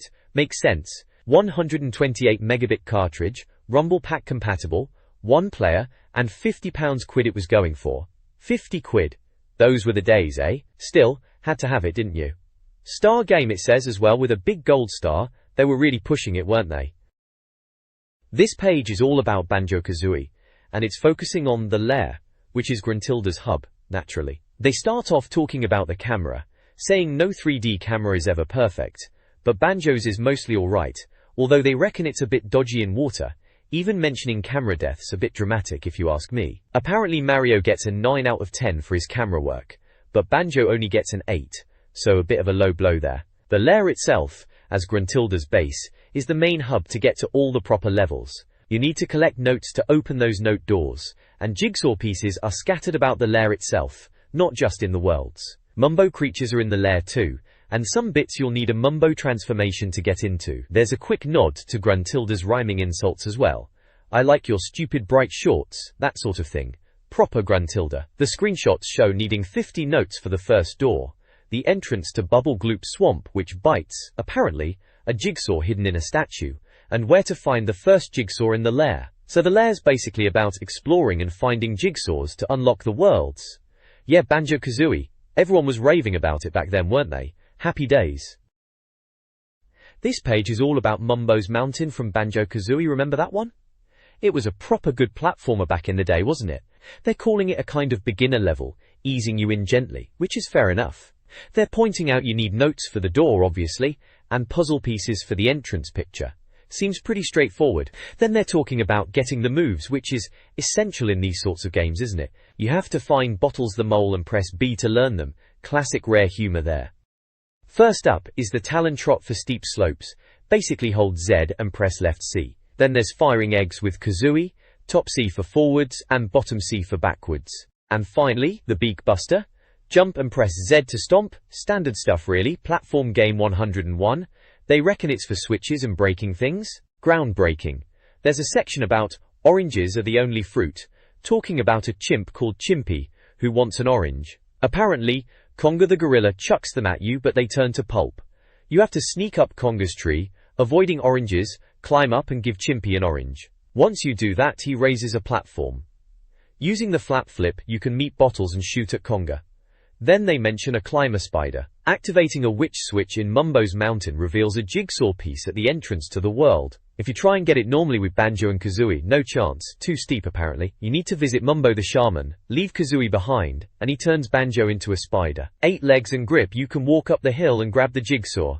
Spider-Man. Not quite Spider-Man on the PlayStation, but still, a spider. So yeah, Mumbo's Mountain, teaching you the basics in Banjo-Kazooie. It was a decent level to start you off, mind. Looking back, it was all pretty simple, but we loved it at the time, didn't we? This page in N64 Magazine is all about Treasure Trove Cove from Banjo-Kazooie, remember that one? It's got Get the Moves explaining how to fly and use the shock jump, which were pretty essential bits of kit, weren't they? Apparently you needed 50 notes for a door, and 3 puzzle pieces for some picture, typical collectathon stuff. Taxif. The notes needed for door, and puzzle pieces needed for entrance picture, bits are highlighted at the top. Then there's a bit about how Treasure Trove Cove is like Koopa Troopa Beach, but with added pirate hippo and giant crabs. Sounds about right for Rare back then, didn't it? Always a bit quirky. They mentioned stretching their wings after Donkey Kong Country. Fair enough, it was a bit of a SNES classic that. They also point out that falling in the sea gets you in trouble with a shark, which is always a good motivator not to mess up. There's a section on falling in the game, saying you lose health if you drop from high places, and how to minimize the damage with Kazooie's wings. Bit obvious really, but I suppose they had to explain it. How cool. Then they highlight Nipper, that snappy clam, and his rat-at-rat move, needing 3 hits to beat him. And Captain Blubber is in there too, you've got to find his treasure, for a jigsaw piece. Classic Banjo stuff. Oh, and they mention you can hear hidden Jinjos, always good to know for completists. Me. Finally, there's Hole in Your Bucket, about Mr. Leaky, the bucket with a hole. You need to fire eggs into him to plug it, and he drains the water in a rock pool. Doing that lets you get into a submerged building, where you have to spell out BANJOKAZOOIE on letter tiles before a timer runs out to fight a crab and get another jigsaw. Sounds like your typical level puzzle really. Fetch this, spell that, fight something, get a shiny thing. Good times. Good times. This page from N64 Magazine, must be from around 98 I reckon, is all about Banjo-Kazooie, and it's focusing on Clanker's Cavern. Remember that level? Giant metal fish, all a bit rusty and slimy. It's telling you that you need 50 notes for the door, and 5 jigsaw pieces to see the entrance picture. Standard collectathon stuff really. They're even showing off an invincibility move. You press Z and C right if you've got some gold feathers lying around. That is, fair enough, a bit of help against those trickier enemies inside Clanker I suppose. Cool. The magazine is proper raving about the sheer size of Clanker's Cavern, and yeah, it was pretty impressive back then I suppose, seeing that massive fish chained up. The bit called Raise the Titanic is about dragging Clanker up to the surface by turning some key underwater, sounded like a bit of a chore if I remember right. And good old Brentilda, Grunilda's sister, she's popping up to give you some of her incredibly useful advice, bless her. Apparently it will all be handy later on, right? And they're reminding you to find the witch switch hidden in every world. Wouldn't want to miss those, would we? Banjo-Kazooie, yeah, N64 classic, that one. This page from N64 Magazine is all about Bubble Gloop Swamp in Banjo-Kazooie, a proper gem on the N64 back in '98 it was. They're giving you the lowdown on how to get through this Croce-infested level. Looks like they're pointing out that you need Wellington boots to wade through the piranha-filled water, which is fair enough. Those piranhas were a bit nippy if you didn't have your wits about you. They mention the boots let Kazooie carry Banjo, and you get a clock ticking sound warning when they're about to run out. Handy tip that. P. There's a note saying you need 150 musical notes to open a door and 7 puzzle pieces for a picture in this level. Which sounds about right for rare games, always collecting something, weren't you?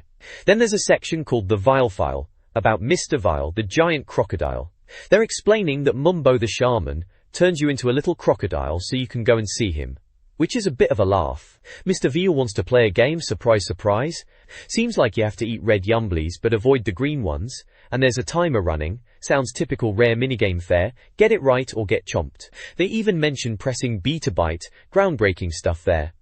There's a bit about flicking switches, a piranha maze, and some choir master turtle bloke who's got a jigsaw piece. And they even suggest using running shoes from Gobi's Valley if you're struggling with the timed bits. Cheeky tip, that is. Looks like getting up to the witch switch is a bit of a climb too. All in all, a helpful little guide for Bubble Gloop Swamp, back when Banjo was the bear and bird to beat, eh? Good times. This page from the magazine is all about Banjo-Kazooie, that cracking game from Rare. It's focusing on Freezy Park, which is one of the worlds you can explore. Apparently to get into this level you need a whopping 260 notes and 8 jigsaw pieces, which seems a bit steep, doesn't it? The review says it's an ice world, a bit like Everfrost Peak from Diddy Kong Racing, but maybe not quite as exciting. Still, they reckon gathering all the jigsaw pieces and notes is no problem for seasoned gamers. There's a bit about the snowman in the middle of Freezy Park being massive, and you can walk up his scarf to the top, collecting flying points if you've got the red feathers. They mention rolling up snowballs and throwing them at the snowmen enemies, which sounds like classic Banjo-Kazooie silliness with a touch of inaccuracy, naturally. They're showcasing a new move called the Beak Bomb, which you learn in this level. It's when Kazooie dives forward at speed after pausing in the air. Apparently you'll need it to deal with those snowball-throwing snowmen. Handy, I suppose. There's also a section called Light Up Higher, which is all about lighting up the Christmas tree in Freezy Park by escorting little twinklies into it, while avoiding these muncher enemies. Sounds like a bit of a time challenge. You have to stomp on a box to let the twinklies out and chomp a path for them. If you get 10 through in time, a switch appears. Right then, finally there's a door tip about getting to Mad Monster Mansion from Mumbo's Mountain. It's a bit of a faff involving turning into a pumpkin, going through a graveyard, squeezing through a tiny door, and activating switches to raise water levels. Typical Rare, making you jump through hoops for everything. Apparently once you've done all that you can get to Rusty Bucket Bay. Right, good to know. The next page shows a section called Gobi's Valley from what looks like a Banjo-Kazooie feature. It's all about this desert level in the game. They're calling it Egyptian themed, which yeah, pyramids and mummies, checks out. Apparently it's a tricky level, shifting sands and death mazes. Sounds like typical Rareware deviousness. They mention needing 350 jigsaw pieces to get into the door of this level, and 9 for a picture, which is probably one of those bonus things. They're going through some of the challenges like finding running shoes to move faster. Seems like that'll be handy in the sand. There's something about watering a garden, maybe some kind of puzzle there. Then there's talk of a memory game with pairs of tiles in a pyramid, but you have to avoid a mummy, naturally. They mention freeing Gobi's Rock. Sounds like a character you need to help. And a nose pose puzzle with a big dog sphinx. You need to fire eggs at its nose. Right, of course you do. Seems like eggs aren't just for shooting enemies, they're puzzle solvers too in this game. Lastly, there's a Tomb Raider bit. A deep trench with shifting sand. Sounds like a classic trap. You need to fill it with water to escape. And they say it's timed and tight, so no messing about. They reckon the sound in Banjo-Kazooie is top-notch, especially if you've played GoldenEye or DKR, which were out at the time, showing off Rare's sound skills. They're saying the music changes depending on what you're doing in the game, which was quite something back then. Proper CD quality stuff, not just beeps and boops. So yeah, sounds like Gobi's Valley is going to be a proper challenge, just what you'd expect from Banjo-Kazooie. This page delves into the spooky delights of Mad Monster Mansion from Banjo-Kazooie. Right then, Scooby-Doo references aside, they're saying it's a haunted house level, full of the usual suspects like ghosts and skeletons. Apparently you'll need a whopping 450 notes to get in and 10 jigsaw pieces for the entrance picture. Honestly, that sounds like a fair bit of collecting. There are tips about using Kazooie on the roof, dealing with walking gravestones, charming and nabbing a jigsaw piece from Gruntilda. They also mention an eggplant puzzle, which seems to involve firing eggs into pots by graves, and warn about picture frames that bite, which sounds a bit daft. Down at the bottom, in the helping hand bit, they're talking about a church organ puzzle, with a ghostly hand called Motsand Subtle. You have to copy the tune it plays on the organ keys. Sounds like a bit of a memory test, probably something to keep you occupied for a bit. Oh, and there's a little mention of a pumpkin pie transformation from Mumbo in this world, to get into smaller places, typical Rare, always with the transformations. The next page here is all about Rusty Bucket Bay, from Banjo-Kazooie on the N64. Ah, Rusty Bucket Bay, what a right grim level that was, all oily water and grotty ships. Apparently you need 450 notes to open a door in this level, and 12 puzzle pieces for the entrance picture, which sounds about right for that game. They loved their collectathons, didn't they? They're saying Rusty Bucket Bay is one of the most impressive levels, which, yeah, visually it was, even if it did make you feel a bit queasy with all that brown water. It talks about finding jigsaw pieces on the Queen boat, and exploring the mushroom vents. Apparently the last jigsaw piece in the entire game was hidden below the ship's propellers, typical Rare, making you go everywhere. There's a section called Propeller Terror, which they reckon is the hardest part, jumping through rotating blades. They say switching switches makes it easier, and you get 60 seconds to get out after stopping the propellers. Sounds stressful, that does. Then there's Crazy Legs Crane, where you have to climb a crane to get another puzzle piece. They suggest using Kazooie's wings to break your fall, which was always a handy trick. And there's a bit about blowing horns in the right order for a prize, and something about Sailor Boy who sounds like he's going to be a bit of a pain. All in all, classic Banjo, frustrating, but you kept going back for more, didn't you? This page features a section dedicated to Click Clock Wood from Banjo-Kazooie, which was all the rage back then on the N64, wasn't it? It's got the notes needed for door, 640 inches bit, which reminds you how many notes those doors needed, blimey, and puzzle pieces needed for entrance picture. 15 jigsaw pieces, of course, the bread and butter of Banjo. There's a bit explaining, Click Clock Wood is different, it's got 4 doors for each season, and things change with time. Underneath, there's a picture of a skull in a tree trunk, a bit spooky for a kid's game maybe? Warrington no. Then there's a bit about B-Team player, Buck Bumble, which is funny because they're calling the bee, in Banjo-Kazooie Buck Bumble, perhaps a little joke. It mentions you can fly around as a bee in the spring room, and the objective is to collect Jinjos from the beehive. Clever stuff. It even jokes about Mumbo turning them into a washing machine by mistake. Typical Mumbo really, wasn't he always a bit unreliable? Next up is Mr. Nuts, and it says he's happier in spring and summer but wants acorns for winter. You have to find 6 acorns for him to get a jigsaw piece. Fair enough, squirrel needs to eat. Finally, it's a plant. This one's about finding a hole in the spring room and firing an egg into it to grow a plant. Apparently Gobi the camel gets involved somehow. Spitting water or something. Sounds like a bit of a faff for a jigsaw, but that's Banjo-Kazooie for you. Making you jump through hoops for everything. They even mention a slightly tedious climbing section, making you swear new those platforming bits could be a pain sometimes. Overall, it's a decent preview for Click Clock Wood, setting the scene and hinting at some of the puzzles to come. This page of N64 Magazine, issue 18, seems to be focused on the highly anticipated Banjo-Kazooie game. Looking at the screenshots, it's got that classic Rare colourful style, very reminiscent of Diddy Kong Racing, which they mention too. They are comparing it to Mario and seem to be saying Banjo is going to give him a run for his money, which was a big claim back then. Mario 64 was pretty revolutionary. The reviewer reckons it's going to be a 90% plus game in N64 Magazine, which is high praise indeed. They are going on about the main characters, Banjo and Kazooie, and how the idea of them being one entity is clever. They mention other characters like Mumbo the Shaman, and even Logo the Toilet, which sounds a bit mad, typical Rare humour I suppose. Warrington Norcus. They talk about how addictive the game is, saying someone played it for 16 hours straight and had to replay levels to find everything. Apparently you need 765 notes and 16 jiggies to get through the note door after Click Clock Wood, and a whopping 880 notes and 100 jigsaw pieces to finish the whole game. They even hint at a proper and rather surprising end sequence if you collect everything. Typical magazine hype to get you to buy next month's issue, I suppose. There's also a little bit about a tricky maze section and Venus flytraps in Click Clock Wood, just to give you a taste of the challenge. Overall, it sounds like they are really rating Banjo-Kazooie and saying you absolutely have to play it to the exclusion of everything else in your life, which is what you want to hear before splashing out on a new game back in '98.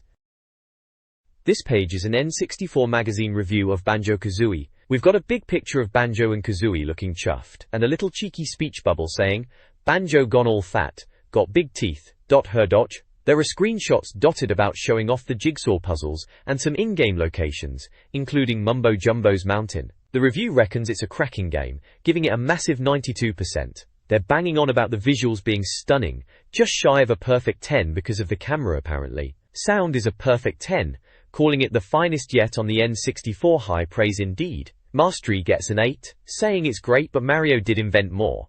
Which is fair enough, Mario kinda set the bar. Lifespan also gets an 8, saying you'll be hooked for 40 to 50 hours, proper long for back then. The verdict is that Mario is still king, but Banjo-Kazooie is worthy company, calling it ace. There's a bit where they're asking, could you be a banjo beater? It's a competition for the first person to finish Mumbo's mountain in under 20 minutes, getting all the musical notes, 10 jigsaws and 2 pieces of honeycomb. The prize is a year's subscription to the mag. Sounds like a laugh, though getting all that lot in 20 minutes is pushing it a bit. Then there's a bit called Big Head. Apparently if you finish the game with all 100 jigsaw pieces, you can go back to Banjo's house and see pictures on the walls. Doing this unlocks cheats, starting with Big Head's mode, which Rare are famous for. They asked Rare how many cheats there were, and they just said, a hell of lot. Typically vague Rare response, that is. Still, sounds like there's plenty to find in Banjo-Kazooie. Might have to give it another go sometime.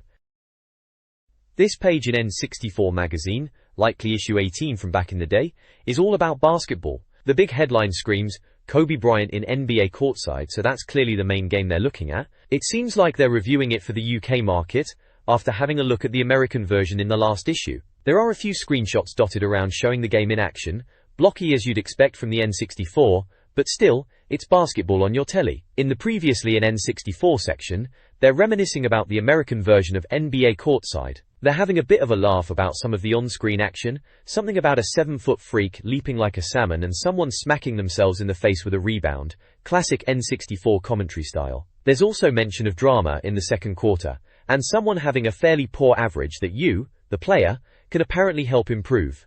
Cheeky. Another bit talks about angry Bulls ganging up on a Lakers player, telling you not to be intimidated. Good luck with that against Jordan and Pippen. The main review bit for the UK release talks about Kobe Bryant being a household name in Britain, maybe pushing it a bit at the time, but he was definitely starting to become a big deal. They're saying you won't be doing the whole celebrity thing over here, like dating famous people or falling out of cabs, but he does have talent and intelligence, apparently. Strong words. They reckon it's the finest basketball game of all time. Bit much, isn't it? But for the N64 at the time, it was probably decent enough, and they were clearly excited to have Kobe's name on it. The games for the Nintendo 64, naturally, uses 96 megabytes, supports 1 to 4 players, and you could even use a rumble pack if you really wanted to feel those virtual dunks. 40 quid it was going for. Those were the days.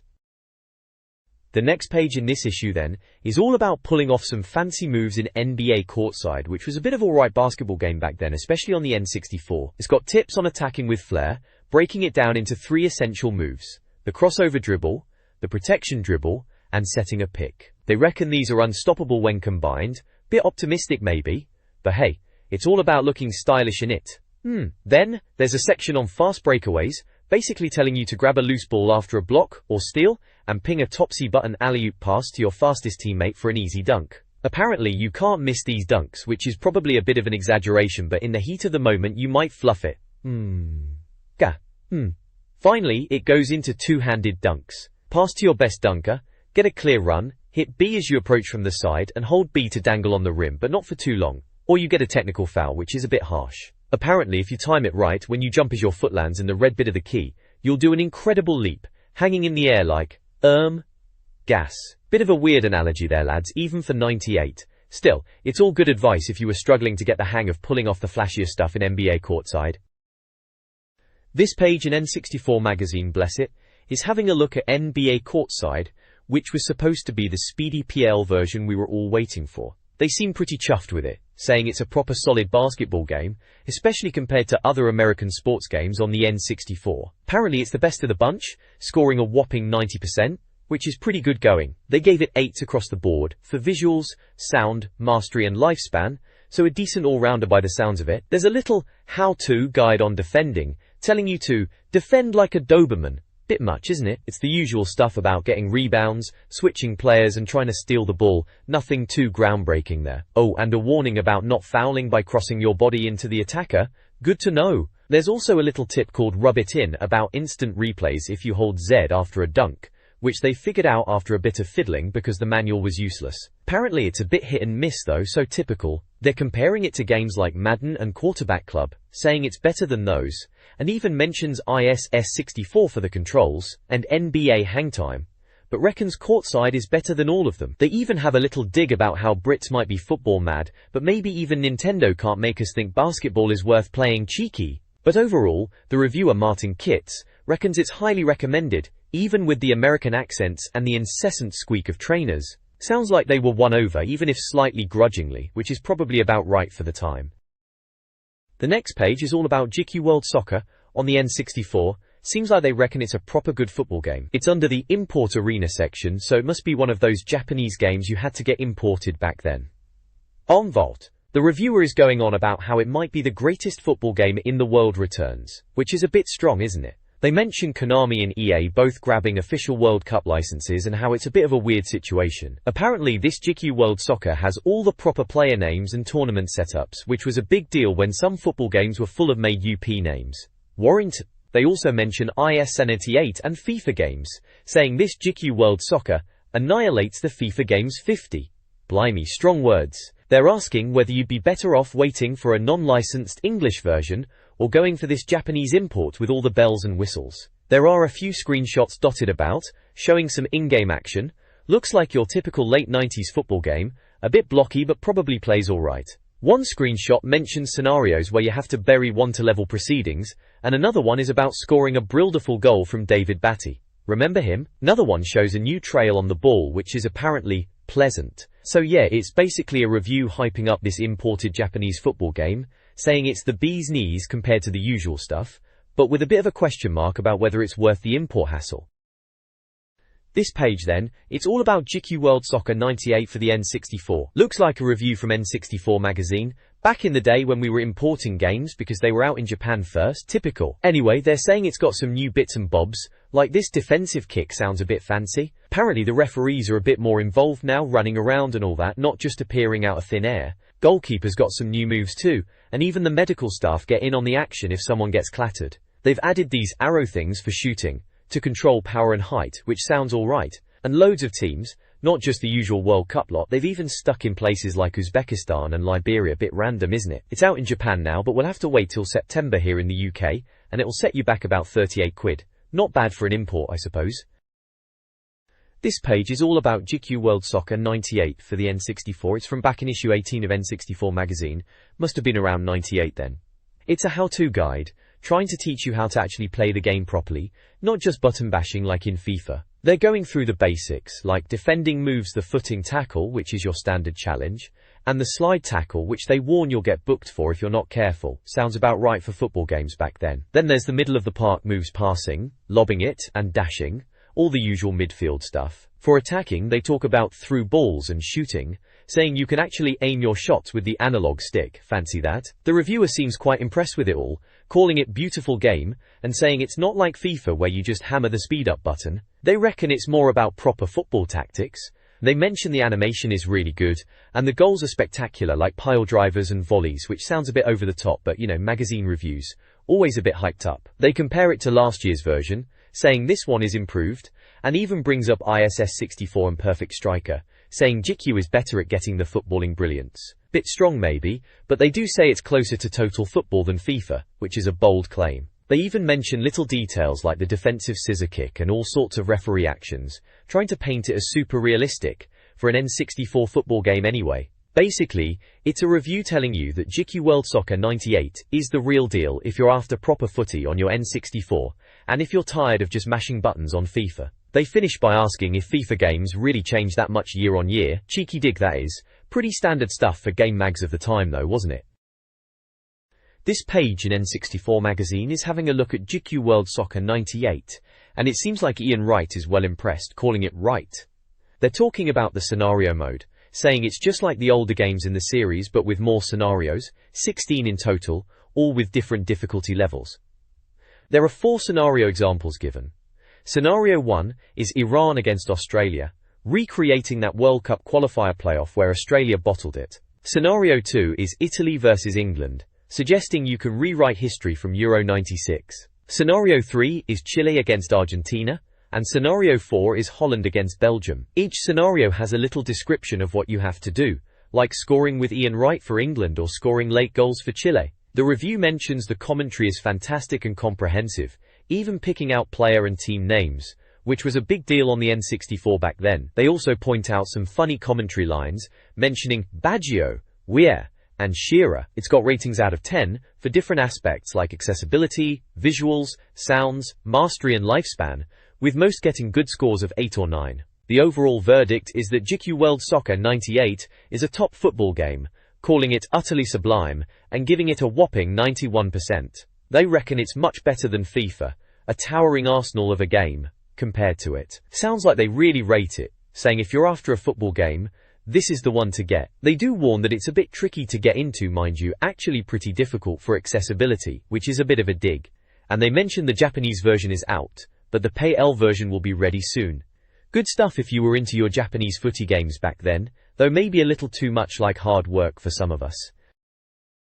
This page covers Mortal Kombat 4. Blimey, another one already? Seems like only yesterday we were all getting our thumbs mashed playing the first one. This article reckons it's truly the game that refuses to go away, which is a bit dramatic, isn't it? They're talking about how Midway keeps churning them out, even after that dodgy Mythologies game. Apparently the MK brand is still strong, like FIFA. Go figure. There's a little box with the release info out now, in the US in September here, so we'll have to wait a bit. It's 96 meg, which was pretty chunky for back then, and they're saying it uses half a cartridge. Whatever that means. £60, ouch, that's a lot of quid. The reviewer is banging on about the gore, as you'd expect, saying it's always been about the massive gore level, and mentioning hearts being ripped out from the first game. Bit gruesome, but that's MK for you. Apparently, the digitized graphics in the old ones caused a fuss, and they toned it down for home consoles, using codes for the blood and guts. Sneaky. Now they've gone 3D, and apparently, the fatalities are even more eye-popping, and they've redone some old ones with the new camera. Sounds alright, I suppose, if you're into that sort of thing. Down below, under Fatal Attraction, they are going on about the fatalities again, saying they've missed them. They reckon MK4 is a return to Primal, gnomesing about fatalities, and there are 2 per character, only at the end of a match, mind you. They saw one where Quan Chi tears off someone's leg and batters them to death with it. Charming. There are a few screenshots, one of Goro winning, naturally, and some close-ups of the character select screen showing all 18 fighters. Some new faces, some old, and 3 secret ones. Wonder who they are then. And they mention you can use clubs with spikes on the end now. Lovely. Fireballs are back, and Liu Kang's best moves are from the original game. So, more of the same really, but in 3D. Probably sell loads though, they always do.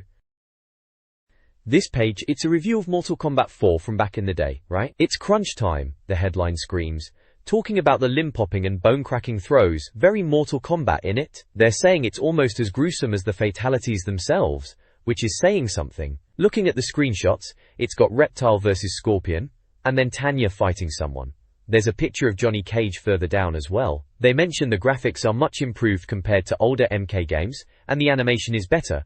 They say it's almost like a comic book. Apparently it's faster paced than the previous games, which is good. The old ones were a bit clunky. They do mention the camera system isn't perfect, and you might lose a fighter off screen for a moment, typical 3D game problems back then. They talk about the gameplay being similar to the 2D combat games despite being 3D, with sidestep buttons, and characters like Liu Kang, Raiden, Johnny Cage, Sonya and Jax still having their old moves. So not a massive change in gameplay then. Jax. There's a bit about weaponry being added which is new for Mortal Kombat, and you can batter people around with them. They also talk about Meathead, some secret character who is a rotting corpse, bit grim. You have to beat all 16 characters in group mode to unlock him. Sounds like a right faff. The reviewer, Martin Kitts, reckons it's not trying to be a serious fighter like Fighter's Destiny, but it's still fun and easy to play. For fans of Mortal Kombat, it's a welcome return. Ratusaf. Down the side, they've got these little boxes with scores. Visuals get an 8, sounds get an 8, mastery only gets a 6 because it's not pushing the machine, and the camera is dodgy. Lifespan gets an 8, saying it's great fun with 2 players. Overall verdict is 84%. They say you can't take it too seriously, but it's good for a laugh with mates. Well worth a look, they reckon. So yeah, pretty positive review for Mortal Kombat 4. Seems about right for the time. It was a decent enough game if you were into that sort of thing. This page in Import Arena is having a look at Quest 64, which they say was originally called Holy Magic Century. Apparently it got cancelled in Japan, and is now coming out in the US and over here in the UK, maybe in autumn they reckon. It's being called Quest 64 Inches here, and it's about the life of Brian, which is a bit of a Monty Python reference, cheeky. They mention it's a bit different from Zelda, Ocarina of Time, saying it's more about combat and less about puzzles, which is fair enough, not every game needs to be Zelda. They show some screenshots, one of a town scene, saying it looks alright, pretty. Another is of a magic attack with impressive special effects, and another shows a battle in an octagonal arena, which sounds a bit odd, like a kind of fighting game setup. There's a bit in a box called Winging Your Way, talking about wings items in the game that let you warp to towns, which they say are only found in provision stores, and that's all they sell. Sounds a bit limited, doesn't it? They say it's good for cutting down on backtracking, which is always a plus in these RPGs. Wart. The review seems a bit lukewarm, not exactly hyping it up like crazy, but not totally negative either. They say it's for folks who like RPGs and strategy games, and mention saccharine-edged cartoon slaughter, which sounds a bit much, doesn't it? They say if you're expecting a Zelda beta, you'll be disappointed, which, let's be honest, most games were at that time. Overall, it's coming out, it's called Quest 64, and it's another RPG for the N64. Sounds alright if you're into that sort of thing, I suppose. It's priced at $60, which is about 40 quid they reckon. Unlikely in Japan. Out now in the US and autumn for us in the UK apparently. 96 meg cart, rumble pack compatible, controller pack, all the usual guff. 1 to 4 players, though I can't imagine many RPGs being 4-player really. This page from N64 Magazine, right, it's all about getting to grips with Quest 64. Seems like they're breaking down the combat for us. They're calling it arcade skills, but turn-based. A bit of a mixed bag there then. So combat kicks off when you wander into monsters, sets up these force fields and a bigger battle area. Sounds a bit like a digital playground scrap. Apparently Brian, that's your chap, usually gets the first move early on, but later on it gets tougher, naturally. Then they go into close-range combat. When you're face-to-face with a baddie, Brian gets his staff out, whack-a-mole style. For magic, it's all over the shop, depends on the spell. Fireball, that old chestnut, travels a bit. Pillar attack is area of effect, good for crowds I suppose, and ice knife freezes enemies, handy. They mention drain magic too, turning damage into magic points, bit of a swizz for the monsters maybe. Fireball. Monster types, yeah, they're banging on about pixies being airborne, obvious that. Wyverns with fire, treants with wind, Orc Jr. throwing rocks, bit of a rock. Paper, scissors vibe they reckon, gotta adapt your tactics, magics. Finally, winning, simple enough. Bash the bad guys, get experience, magic points, all that jazz. Lose and you're back to your last save point, classic. They're saying saving is only in towns and some wilderness spots, and topping up your health when you save is a good trick. And get this, 15 save slots on one controller pack? Showing off a bit, aren't they? Small saves though, which is good I guess. Back to the action quicker. This page in the magazine is having a look at Quest 64. Right then, this is one of those games we were all waiting for back then, a proper RPG on the N64. Past. So the article is titled Elemental My Dear Watson, which is a bit of a clever play on words, in it. It's about the elemental magic system in the game. Apparently Brian, the main character, starts with a bit of magic and can find more elements earth, fire, wind and water to boost his spells. You can get up to 50 elements in one category, which sounds like a lot of spell power. Newsty. The screenshots show the game in action. There's one with Brian using Wind Cutter, another with Water Pillar, very imaginative names, eh? And another one shows the menu with spells like Soul Searcher and Healing. It mentions that healing spells are important later on, and you'll need to use them a lot after battles. The Mindaway. The review itself sounds a bit Mindaway reserved, let's say. They're saying the game is inordinately pretty, and the areas are vibrant and evocative, giving a sense of being there. Which is nice enough, but then they go on to say that the story is pretty basic stuff, you know, save the world kind of thing. They mention typical RPG bits like random encounters and boss monsters. It seems like the reviewer is a bit unimpressed with the dialogue and story. They mention interaction with characters involves pressing A when a speech bubble appears, and the conversations can be a bit pointless. They even say, Feeble and poorly scribed dialogue is more often than not of no use at all. Ouch, bit harsh maybe? They also comment on the lack of puzzles and a monetary system. Instead, you just get objects from helpful citizens or after fights. And the reviewer is saying that Quest 64 offers nothing to tax the mind of any N64 owner outside of battles. Overall, it sounds like Quest 64 looks nice, but might be a bit shallow on the gameplay and story front. A bit of a letdown maybe for a big RPG on the N64, but we were still excited to play it at the time, weren't we? We were starved of RPGs on the console. This page is a review of Quest 64 from back in the day. Must be 98 looking at it. Remember Quest 64? Yeah, on the N64. It's from N64 Magazine, so UK publication, proper old school. Mummy looking at. Right, so what's it saying? Well, they're calling it an old school adventure, saying it's more like the older SNES RPGs, you know, like the Enix and Square ones, but maybe not as fancy as their later stuff. They talk about the combat system being turn-based but with real-time bits thrown in, and you're using elemental powers. Sounds like you have to think a bit about whether to use fire or ice or whatever on enemies. Warrington. There are screenshots showing the game, bit blocky looking now. In it, you see characters chatting. Names like Brian, Epona, Kilak, Alexandria, and Shannon are mentioned in captions. Apparently, Brian is the name everyone knows in this land called Seltland. There's something about meeting old mates and getting info, and some water spells to pick up. They mention buildings having things to do and people to see. One bit mentions a tavern with no food left, bit of a strange place for a hotel they reckon. They go on about it being less of a proper RPG and more of a strategy game in some ways, talking about wandering around, chatting to people, looking for treasure. Stories about collecting orbs, wind, water, earth and fire, typical stuff. You go through forests and caves to find boss monsters, nothing too taxing apparently. Tanuge. Apparently the visuals are alright, very pretty they say, but a bit samey in places. Sounds are repetitive and just functional at best. Mastery system is basic, as old as the hills they joke. Lifespan isn't massive but enough to keep you going for a bit. Overall verdict is, not brilliant but certainly nice. Entertaining enough while it lasts. They give it a 71% score. Sums it up really, nice. Probably a decent rental back then, not a must-buy mind. This page in N64 Magazine features a review of Major League Baseball. You know, the one with Ken Griffey Jr. on it. It got a respectable 74%, which isn't bad at all. They've broken it down into visuals, sounds, mastery and lifespan, with sound getting the best score at 7 out of 10. Visually it seems they reckon it's a bit fuzzy, typical N64, eh? They mention the N64 fuzz as being a bit of a headache and making the whole game look a bit blurry, which, yeah, we sort of remember now, don't we? The reviewer seems a bit on the fence, calling it a Wayne Gretzky sort of baseball game, implying it's fast and maybe not for the purist baseball fan, but still fun in its own way. They do say it's like an arcade baseball game, so if you wanted something quick to pick up and play, it sounds like it does the job. Apparently, playing a whole season takes ages, so lifespan is decent. They mention you don't have to wait long to get a turn batting, which is always a plus in these sorts of games.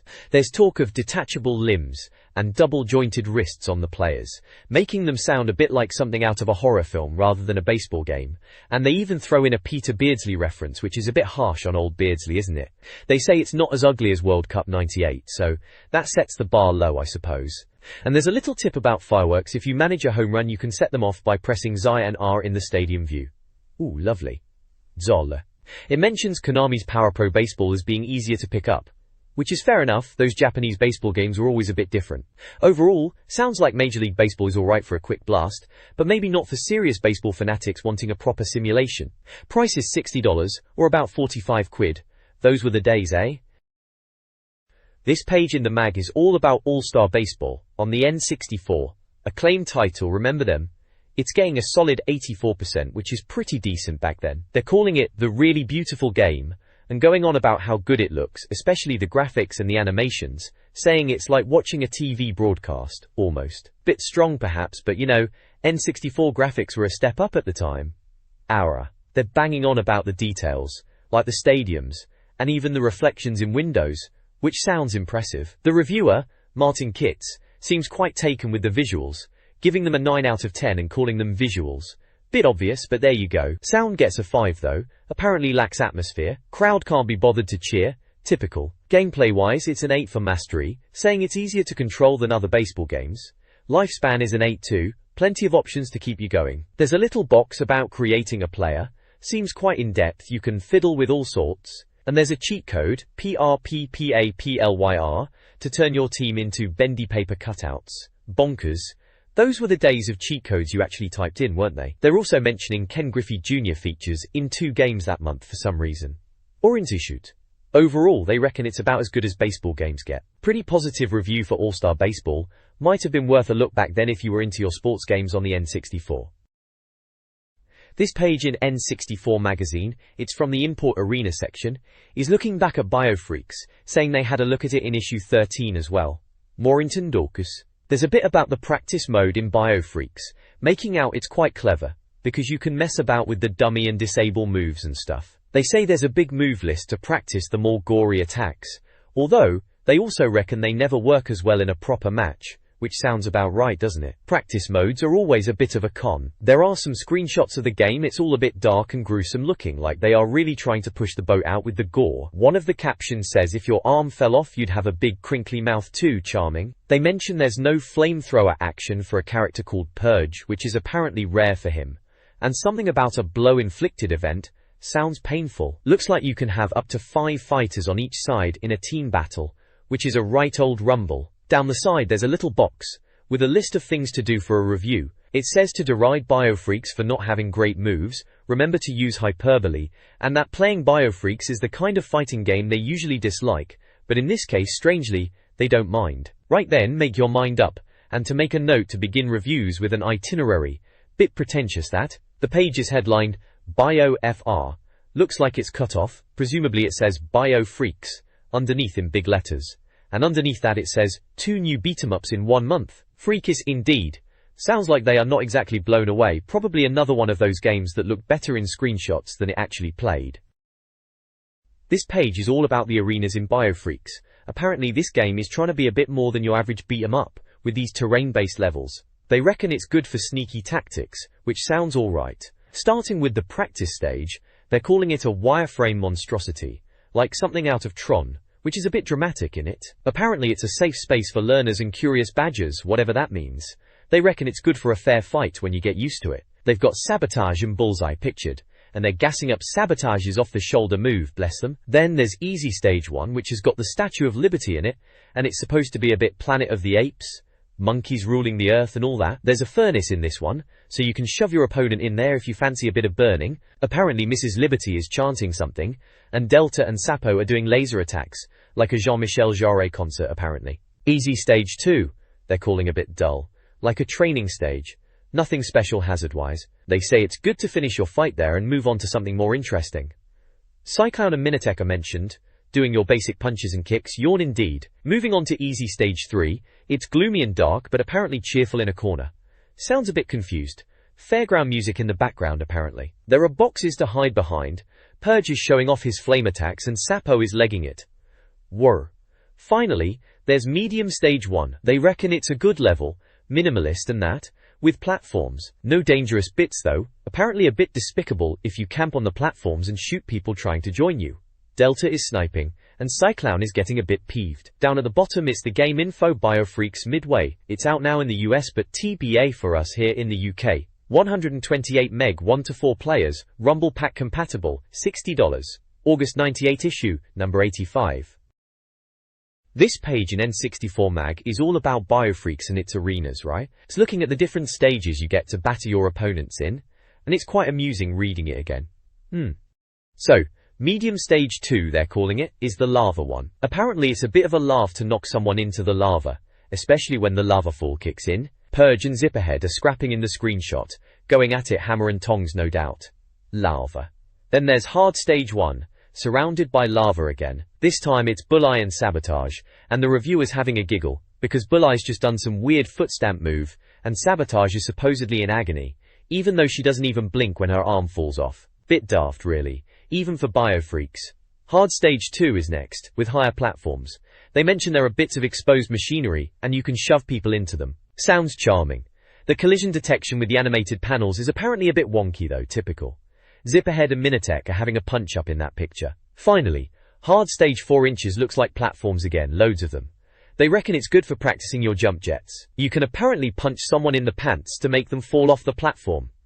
Lovely. Sapo and Purge are in that screenshot, looking like they're playing hide and seek, according to the mag, because the camera zooms out a bit too far. Honestly, reading this back, Biofreaks, it was a bit of a weird game, wasn't it?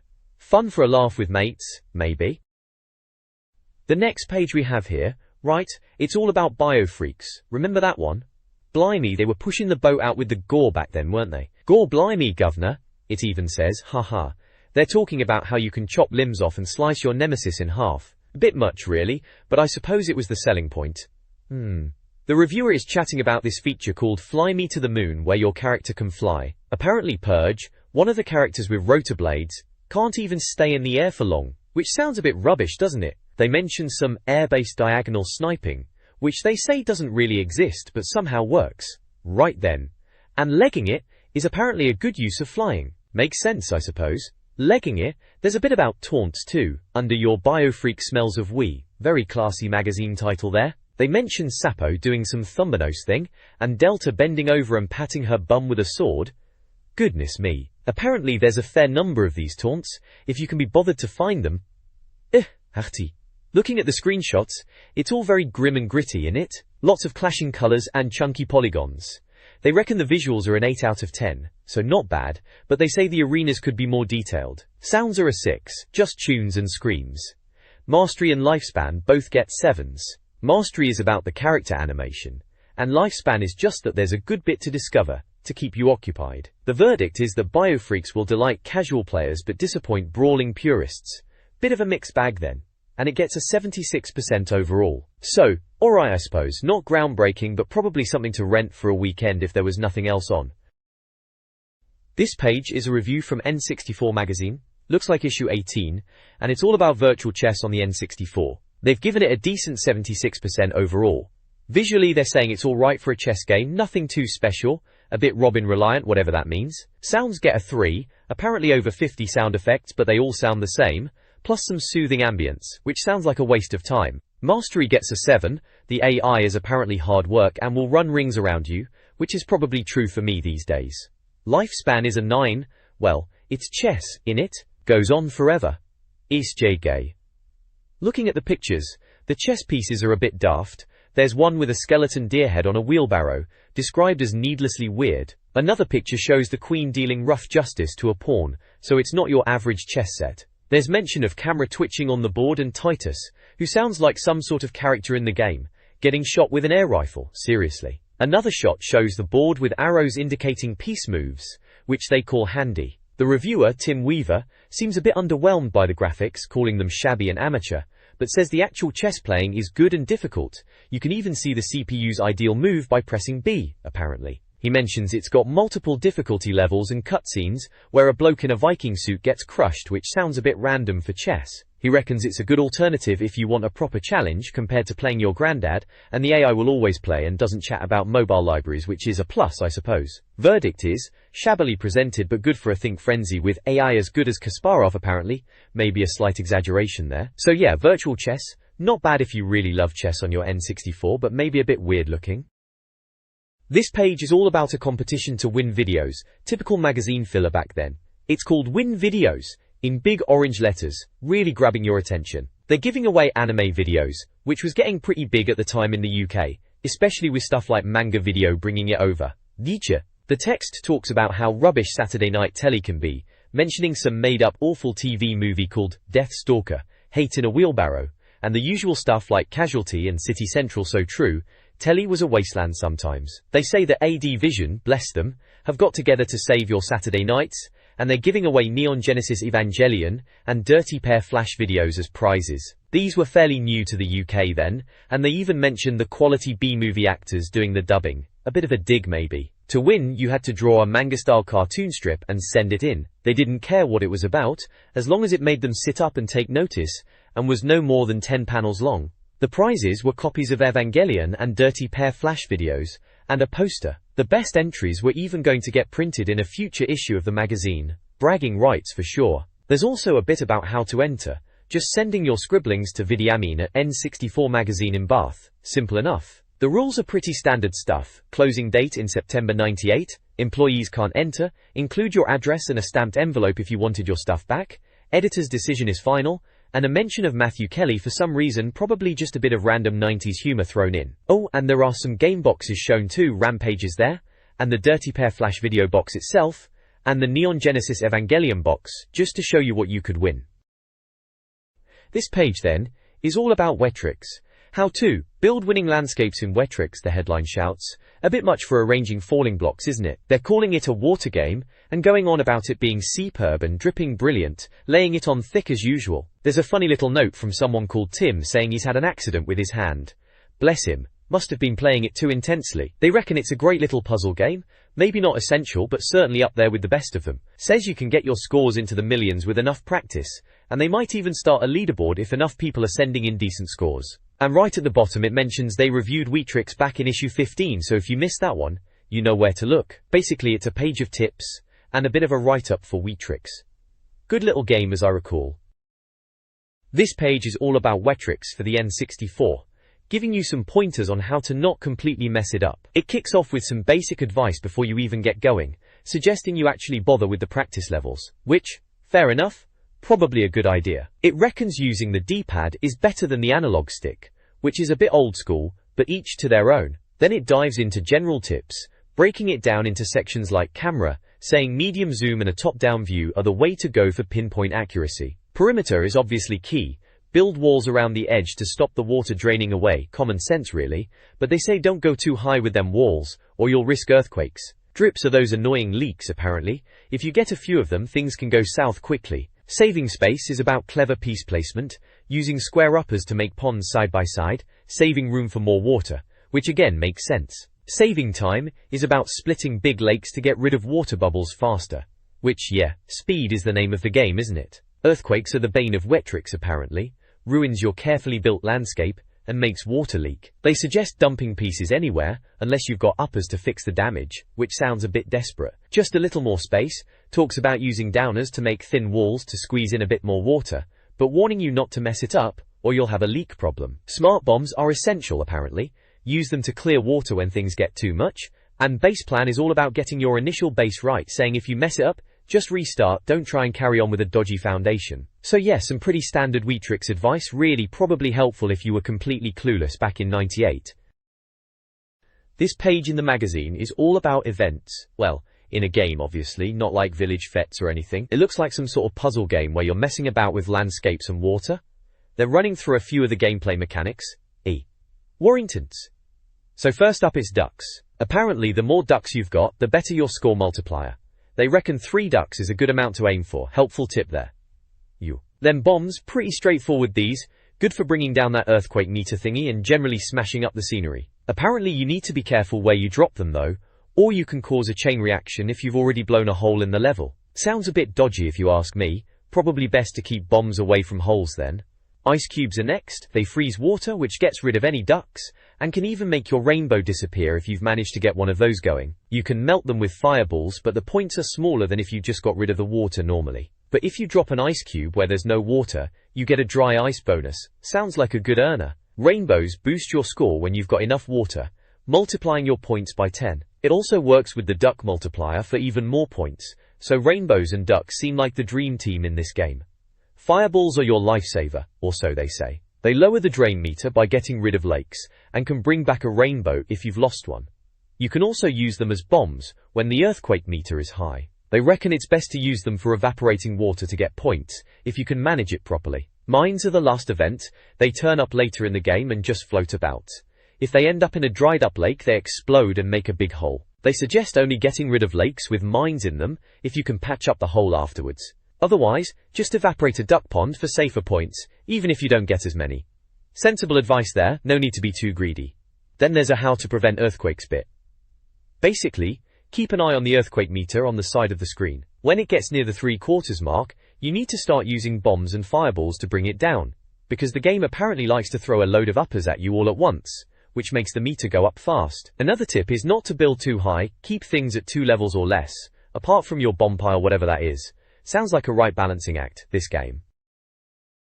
The next page in this N64 magazine has got a how-to guide for Wetrix. Remember that puzzle game? It's telling you how to build a good base. Reckon it was quite tricky to get your head around at first, all those blocks and water levels. There's a little challenge as well for Wetrix, seeing who can get the best score on the N64. They're after photos or videos to prove it, bit of a faff back then. They're even offering a pin badge, how exciting. Then on the other side of the page, there's an advert for T3 Magazine, the mag for blokes who love gadgets. It's got a picture of a woman in a slightly odd outfit on the cover, with headlines like, Bike to the Future, Hands Off, and Gizmos to Go. Sounds like your typical lad's mag of the time trying to be all techie.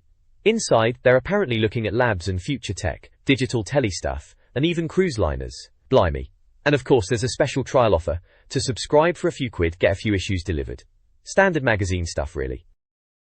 This page in N64 Magazine is having a bit of a laugh about GoldenEye multiplayer, suggesting it's some kind of personality test. The headline is, How to Chill Work Out What Your Choice of Character Says About You in GoldenEye, and it's by Dan Newell. There's a picture of what looks like a top secret file called GoldenEye Personal Profiles, like they're taking it all a bit seriously. Then you've got screenshots from GoldenEye multiplayer, showing the character selection screen with folk like Bond, Urumov, Trevelyan, Valentin, Boris, Xenia and Mishkin, as well as some in-game action shots of the facility level, you know, the classic corridor shooter stuff.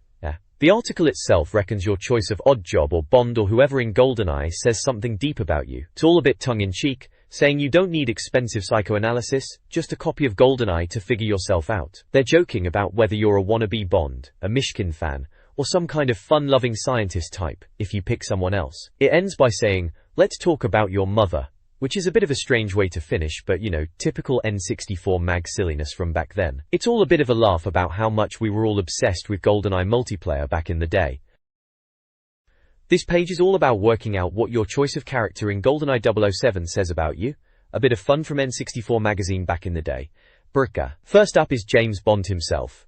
Apparently if you see yourself as Bond, you think you're suave, charming, and a crackshot, always ready with a witty one-liner. But according to the magazine, others see you as a complete waster, someone who dresses badly, and drives like your nan. They reckon Richard Madley or Alan Partridge should play you in the next Bond film, which is a bit harsh in it. Then there's Natalia. If you pick Natalia, you fancy yourself as independent, free-thinking, and someone who doesn't need rescuing. Others, though, apparently think you're the world's most irritating woman, a bit of a know-it-all. Janet Street Porter is suggested to play you Blimey. Next is Trevelyan. If you see yourself as Trevelyan, you think Bond is a wuss and you're the real lady killer, a bit of a geezer, you reckon you can handle anything life throws at you. However, others see you as a bit slow on the uptake, blaming your mistakes on everyone else. They think Frank Butcher from EastEnders should play you, which, yeah, I can see that. Dorku. Valentin is next. If you see yourself as Valentin, you think you are a funny guy, good at killing spies and blowing up silos, and you're a bit full of yourself. Apparently others see you as someone who ate all the pies, a fat guzzler, and a complete embarrassment. Barry Bethel, the bloke that used to be on the Slim Fast adverts, is who they suggest to play you, which is quite funny actually. Bayo. Lastly there's Xenia. If you pick Xenia, you see yourself as foxy and fit, full of rampant sexuality, and like dressing up in lycra. Others apparently think you're a bit of a perv, and your sisters hate you. Dana International, whoever she is suggested to play you in the next Bond film. Right then. This page in N64 magazine has a bit of fun looking at the multiplayer characters in GoldenEye. It's split into two parts. One is called How To, which is all about different player types you might encounter when playing, like the Aurumov player, who is a bit of a stickler for detail in the game apparently. Then there's the Mishkin player, who fancies himself a bit of an unsung hero, and the random player, well, they're just a bit all over the place, aren't they? It's quite funny, playing up to the typical player styles you'd see back then. Warrington. The other bit is called Spies We Have Known and Loved, and it goes through some of the characters you can pick in GoldenEye multiplayer. There's James Trevelyan obviously, Tim as Valentin, Paul as Boris, Jez the Scientist, Will who's Natalia, Martin Mishkin, Andrea who is Aurumov, and James P as Xenia. They've got little blurbs for each, playing on their in-game traits and backstories. Like James is a bit of a dark horse, Tim is confident even if he's a big target, Paul is a bit sneaky, and Jez prefers scientists, which is a weird one. Will is peace-loving, Martin is hopeless by the end of a match, Andrea is swift and deadly, and James P is Xenia, chosen for hiding bloodstains, naturally. It's all a bit tongue-in-cheek, but it's a laugh, especially if you were into GoldenEye back in the day, which, let's be honest, everyone was. This page of Tips Extra in N64 Mag Takes me right back. We've got a few bits and bobs here for different games. First up is Forsaken, remember that one? Proper tunnel shooter, that was. They're giving cheat codes for it here. Psychedelic mode for color changes. Turbo crazy mode for unlimited nitro. Gore mode, because who didn't want more gore back then? And wireframe mode, which sounds a bit like playing a vector graphics game from the 80s again, which, to be honest, might have been more interesting than the actual game sometimes. Then there's a classic tip section for Yoshi's Story. Everyone loved Yoshi, didn't they? They're telling you how to get black and white Yoshis in levels 21 and 24, and white Yoshi in 32 or 33. Sounds like a bit of a faff, with all the jumping on platforms and hitting mystery balls, but if you were a Yoshi completist, I suppose you had to do it. They even give proper directions, step by step. Must have had a lot of post about that one if it's a classic tip. Finally, we've got NBA Courtside.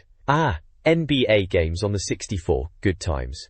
They've got a Kobe's Disco Floor code for a disco floor, because why not? Then Secret Teams.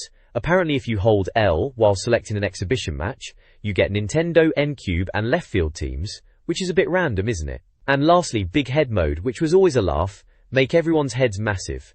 Standard stuff really for back then, cheat codes were king.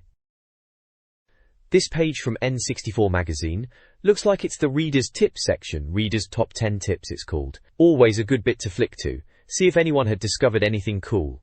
Right then, Cheat of the Month is for GoldenEye 007, of course it is. Everyone was obsessed with that game back then. Apparently you can get a paintbrush weapon in multiplayer. Sounds a bit daft, but I guess it's a laugh. Then there's another GoldenEye tip. This one's about bumping off Alec Trevelyan in a specific way on the cradle level using timed mines, a bit morbid, but that's GoldenEye for you. Seems like Robert Klusterhuis, Neil Howard and Imran Khan were the tipsters on those. Next up, Booster Move 2, remember that bubble popping game? Daniel Glenfield found a cheat for new backgrounds and a character select screen in 2-player mode using the D-pad on the title screen. Always good to spice things up in those puzzle games. GoldenEye 007 again, this time Neil Howard has another one about killing many characters in the cutscenes in the statue level. GoldenEye really dominated these tip sections, didn't it? Warrington all. Then there's World Cup 98. Daniel Moss tells us how to make the goalkeeper dive at your feet by tapping top C in the one-on-one keeper wait scenario. Sneaky. That bio freaks. Blimey, who remembers that? Chris Hayworth apparently found out you can pull back on the analog stick and press start for a first-person perspective. Not sure anyone really wanted to play it like that, but fair play for finding it. Mortal Kombat Mythologies. Jack Collins has the code NXCVZS for full earns. Fighting games always had cheat codes, didn't they? Aero Gauge. Philip Wrinkle tells us about a code for extra vehicles using controller 2 at the start screen, and holding up on the D-pad then pressing R, L, Z, and then C at the same time. Bit of a finger workout that one. Mystical Ninja. Steve Kearney found out that the Rumble Pack works in stages of the game, which adds to the fun apparently. Well, Rumble was still a bit of a novelty back then, so maybe it was exciting. And finally, Mystical Ninja again. Jeff Nijinsky found a way to get loads of medals in the Oedo Castle by collecting pots and re-entering the room, grinding for items. Even back then, Jeff need to get loads of medals. There's a form at the bottom for sending in your own tips too. Looks like they gave out N64 pin badges if your tip made it in. And something extra special for Cheat of the Month. Blimey, pin badges, those were the days. Address to send it to is Tips Extra, N64 Magazine, 30 Monmouth Street, Bath BA12BW. If you wanted to send a photocopy of the page, if you didn't want to cut it up. Sensible. This page from the N64 Magazine, bless it, is having a go at answering some of those questions that were probably clogging up the Nintendo helpline back in the day. It's got a very helpful tone, saying if you're stuck, don't bother phoning, just read this instead. Clever them. Thatty. They've called it 10 common as muck questions, which is a bit of alright, isn't it? The first one is about Diddy Kong Racing, and not being able to find the TT door after getting all the amulets.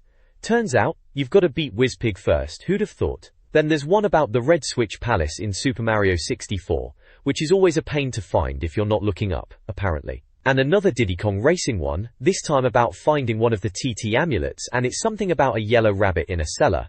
Sounds cryptic, but there you go. Yassa. Then there's a question about Lilac Wars, or Star Fox 64 as some of us still call it, and getting to Sector Y. The tip there is to rescue Falco and Corneria, which is obvious if you think about it. After that it gets a bit muddled, someone asking about the Akayoshidai area, and mentioning Super Mario 64, but the answer is actually for Goemon, and it's about going to Festival Temple Castle. Bit of a mix-up there, eh? Geisball. Next there's Aero Fighters Assault, and someone wants to know if there are cheats. Yep, Apparently there is a button code for an F15J Eagle. And lastly, a question about snowboard kids and how to get the new boards. Simple answer, just buy them.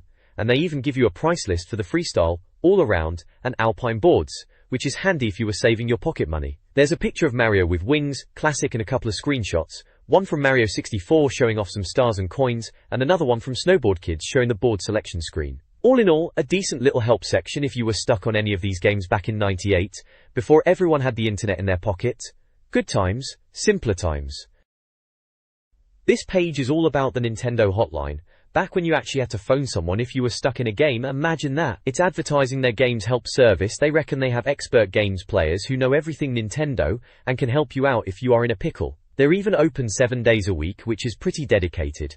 They give you 2 phone numbers to call, one for normal times and one for a new automated service for those wee small hours, as they put it, for when you are really desperate at like 3 in the morning, probably grinding through some RPG. There's a question from someone stuck in Goemon, asking about a waterfall challenge. The answer is all about talking to an old woman in Festival Village and hitting a rock to progress. Sounds like typical Goemon craziness. There's a screenshot of Goemon, who looks as cheerful as ever, running around in what looks like a typical colourful level from the series. Then there's a Tetrisphere section, which was a pretty unique puzzle game on the N64 at the time, wasn't it? They're giving solutions to some of the puzzles in Tetrisphere, with numbered steps like move the cursor here, grab this piece, slide it there, proper step-by-step instructions, for when you just can't wrap your head around those 3D Tetris puzzles. Looks like they are showing you how to clear specific levels by manipulating the different shaped blocks, Z-shaped, L-shaped, T-shaped, all that jazz. Goodness knows how long it would take you to figure these out yourself without these tips. They're promising more solutions to those tricky puzzles next time too, so looks like they are planning a regular Tetrisphere puzzle guide. This page of the N64 magazine looks like the letters page. Always a bit of a mixed bag, wasn't it? Someone's writing in about getting 1080 degrees snowboarding early from Australia, because it's winter there. Fair enough, I suppose, if you are desperate for a bit of snowboarding action. There's a mention of a Game Booster gadget, sounds a bit dodgy, for playing Game Boy games on your N64, apparently it messes up saving Zelda, Link's Awakening, which is a bit of a pain if you are halfway through that. Then someone else is asking if there's a link between Jet Force Gemini and older games from Ultimate and Rare, like Jetman. They reckon the characters look similar. Rare are always playing around with their characters, aren't they? Bit cheeky. The magazine editors are playing it coy and saying, Rare denied any connection, leave us alone, they said apparently. Haha, very funny. Someone's complaining about the time to complete Super Mario 64, saying the guide says 6 hours 30 minutes is the record, which they think is too slow, and they did it in 2 hours 37 minutes, showing off a bit. And finally, someone else is talking about playing Donkey Kong Country on the SNES, remembering Wrinkly Kong in Dixie Kong's Double Trouble. They are wondering if Nintendo told Rare about time travel stuff before Banjo-Kazooie came out, because of something in Donkey Kong Country. Bit of a reach maybe, but Banjo-Kazooie was clever, I'll give them that. Oh, and the correction corner. They're having a laugh as usual, bit of banter about mistakes and someone complaining that the correction corner isn't actually in a corner on the page, very clever. And a reader tip for GoldenEye, which sounds a bit confusing with the instructions, but it is GoldenEye, so you had to put the effort in, didn't you? And they are joking about burying the tips editor in sand, typical N64 mag humor. This page is the letters and fact box section, a typical bit in N64 mag at the time. Someone's written in because Koji Kondo was missed out of a top 30 Nintendo people feature. Fair point, as he did the music for loads of classics, Zelda and Mario tunes, the lot. They're also talking about some music in Yoshi's Story. Someone couldn't name the tune in the trial mode and another reader reckons it's Let's Try It. Helpful, I suppose, if you were really stuck on it. Then there's an old codger section, having a moan about older SNES games being better than the 3D stuff, saying 2D has more scope, and mentions classics like Super Aleste and Secret of Mana, and Sparkster, proper retro stuff compared to the N64 at the time. The fact box is all about GoldenEye 007, naturally. They're saying it's not glitch-free, which was a bit obvious if you played it, and mentioning inconsistencies with characters. Someone asked about Bond in a white tuxedo. Apparently it was just early promo stuff, and the gun in the picture isn't even in the final game. There's a question about a building in the dam level that you can see but can't reach. They confirm it's just decoration. The level editor is mentioned. Apparently you get 007 mode after beating all difficulty levels, which lets you tweak enemy attributes but not change levels themselves, which is a bit of a letdown really. Cheat codes come up. They say the 24th slot on the cheat screen was just a gap and only way to get anything there is with an action replay, and the only official cheat released at that point was for 64 characters in multiplayer. Finally, someone asks about bodies fading away, and they explain it's because keeping polygon bodies would slow the game down too much. The Dream On section has game ideas. Terrace Battle Guide in 64 inches, which is a SNES Terrace-style battle game idea. Then Mario Water Sports, sounds like Wave Race with Mario characters doing surfing and bodyboarding, and Super Punch-Out 64 inches, which is just what it sounds like, a 3D Punch-Out conversion harking back to the C64 and SNES days. They reckon it would be addictive, as long as they fleshed it out properly, in 3D. This page of N64 Magazine features the bonus letters section and, so tell me this questions. In bonus letters, readers are writing in with various thoughts and questions. One person reckons, the Super Happy Tree from GoldenEye is a cannabis plant, which is a bit cheeky. Someone else is asking why ISS 64 is better than FIFA 98, and someone else is mentioning a place called Overton in Scotland. There's a bit of banter about multiplayer gaming being non-essential, and someone complaining about the Englishman in Tokyo being too short, referring to a game character presumably. Joanne Gregg from Scotland wants more letters from Scotland and women printed, and someone called Mark Wassouf from London is threatening to smack Roni Costa if he sees him speaking different languages in London. Bit of a geezer, that one. The You Asked section lists a bunch of platform games requested by a reader who liked the Yoshi's Story article. They mention Manic Miner, Jet Set Willy, Green Beret, Bomb Jack and loads more. A proper retro list there. Then there's a bit noisy bit where someone is complaining about the toilet facilities in GoldenEye's facility level, pointing out the lack of toilet roll and working flush handles, hard-hitting journalism that is. Finally, so tell me. This has readers asking questions. Someone wants to know about Gran Turismo and Tokyo Touring Car on the N64, and PAL release dates for other racing games like V-Rally and World Rally Championship. Another question is about the Japanese version of ISS and FIFA licenses, and another about F-Zero X running at 60 frames per second on UK TVs. The answers from the magazine editor are pretty standard, saying Gran Turismo and TOCA are definite possibilities, but no firm dates yet for other games. They reckon frames per second and screen updates are different things when it comes to F-Zero X, and that the PAL version will hopefully be just as smooth as the NTSC one. They also claim they never lie, which is a bold statement for a games mag. On the right side of the page, there are more questions from readers. One is asking about the PC game ISS coming to N64, and if there's been any news about it since E3. Another is asking about X-Files and Jurassic Park 64 games, and if there will be any Disney games. Finally, someone is asking about Jonathan from Rare, and whether he's still alive. Bit dramatic that. And some technical questions about Game Boy Camera, and Mystical Ninja save game sizes. The answers are again pretty standard magazine fare. They doubt the PC version of ISS will come to N64, as it's mostly FMV. They haven't heard anything about it since E3. No news on X-Files and Jurassic Park, and no Disney games confirmed. Jonathan's apparently still alive and testing cars for Top Gear, and they give answers to the techie Game Boy Camera and Mystical Ninja questions. All in all, a typical letters page and Q&A section for the mag, covering a range of reader thoughts and queries. This page from N64 Magazine is a right mixed bag, isn't it? Kicking off with the Invention Corner, always good for a giggle. This time it's the Polo Pack and the Money Printer. Seriously, who dreams these things up? A thingy to launch mints into your gob while you're gaming, and another to, well, print money. Bit bonkers, even for us lot. Then there's the Time Story bit about a time storer, which sounds almost useful for saving game picks for competitions and whatnot. The board section is full of readers' drawings, bless them. Someone's done Link's sister, a rather miserable-looking Slippy Toad, and blimey, Kent Brockman from The Simpsons, and a Mario one too.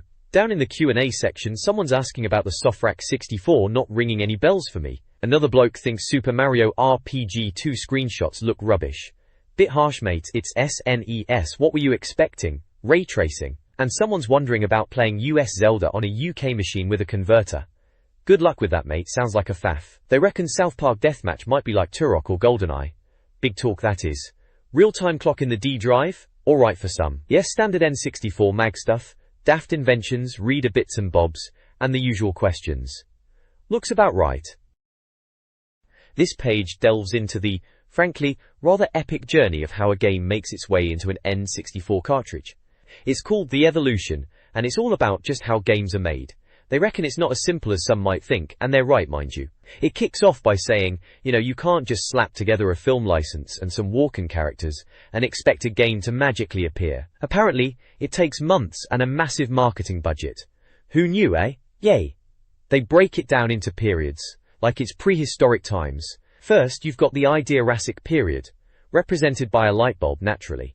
That's when the initial idea for a game is born. Then comes the Developmentozoic period, symbolized by a load of screwed-up paper, which, yeah, sounds about right for game development. Finally, the Programmolithic period, where you actually get the game onto a cartridge, shown with a picture of the circuit board from an N64 cart. The article goes on a bit about the hassle and stress of it all, saying it's a horrendously expensive organizational nightmare, involving loads of people, programmers, artists, marketing types, the whole shebang. They reckon taking an idea and turning it into a game that fits in your N64 is an epic undertaking, comparing it to making a film like Dr. Zhivago, which is a bit much, but you get the idea.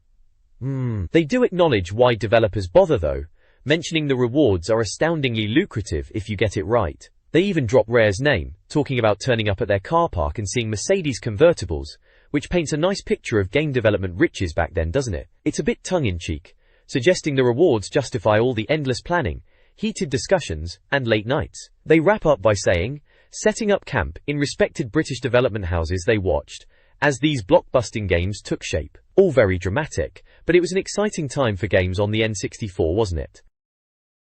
This page asks the burning question, Gammies get made, in a slightly odd way, penned by a couple of blokes using daft names, Steve Desmond Morris as Owen, and Tim David Bellamy Weaver.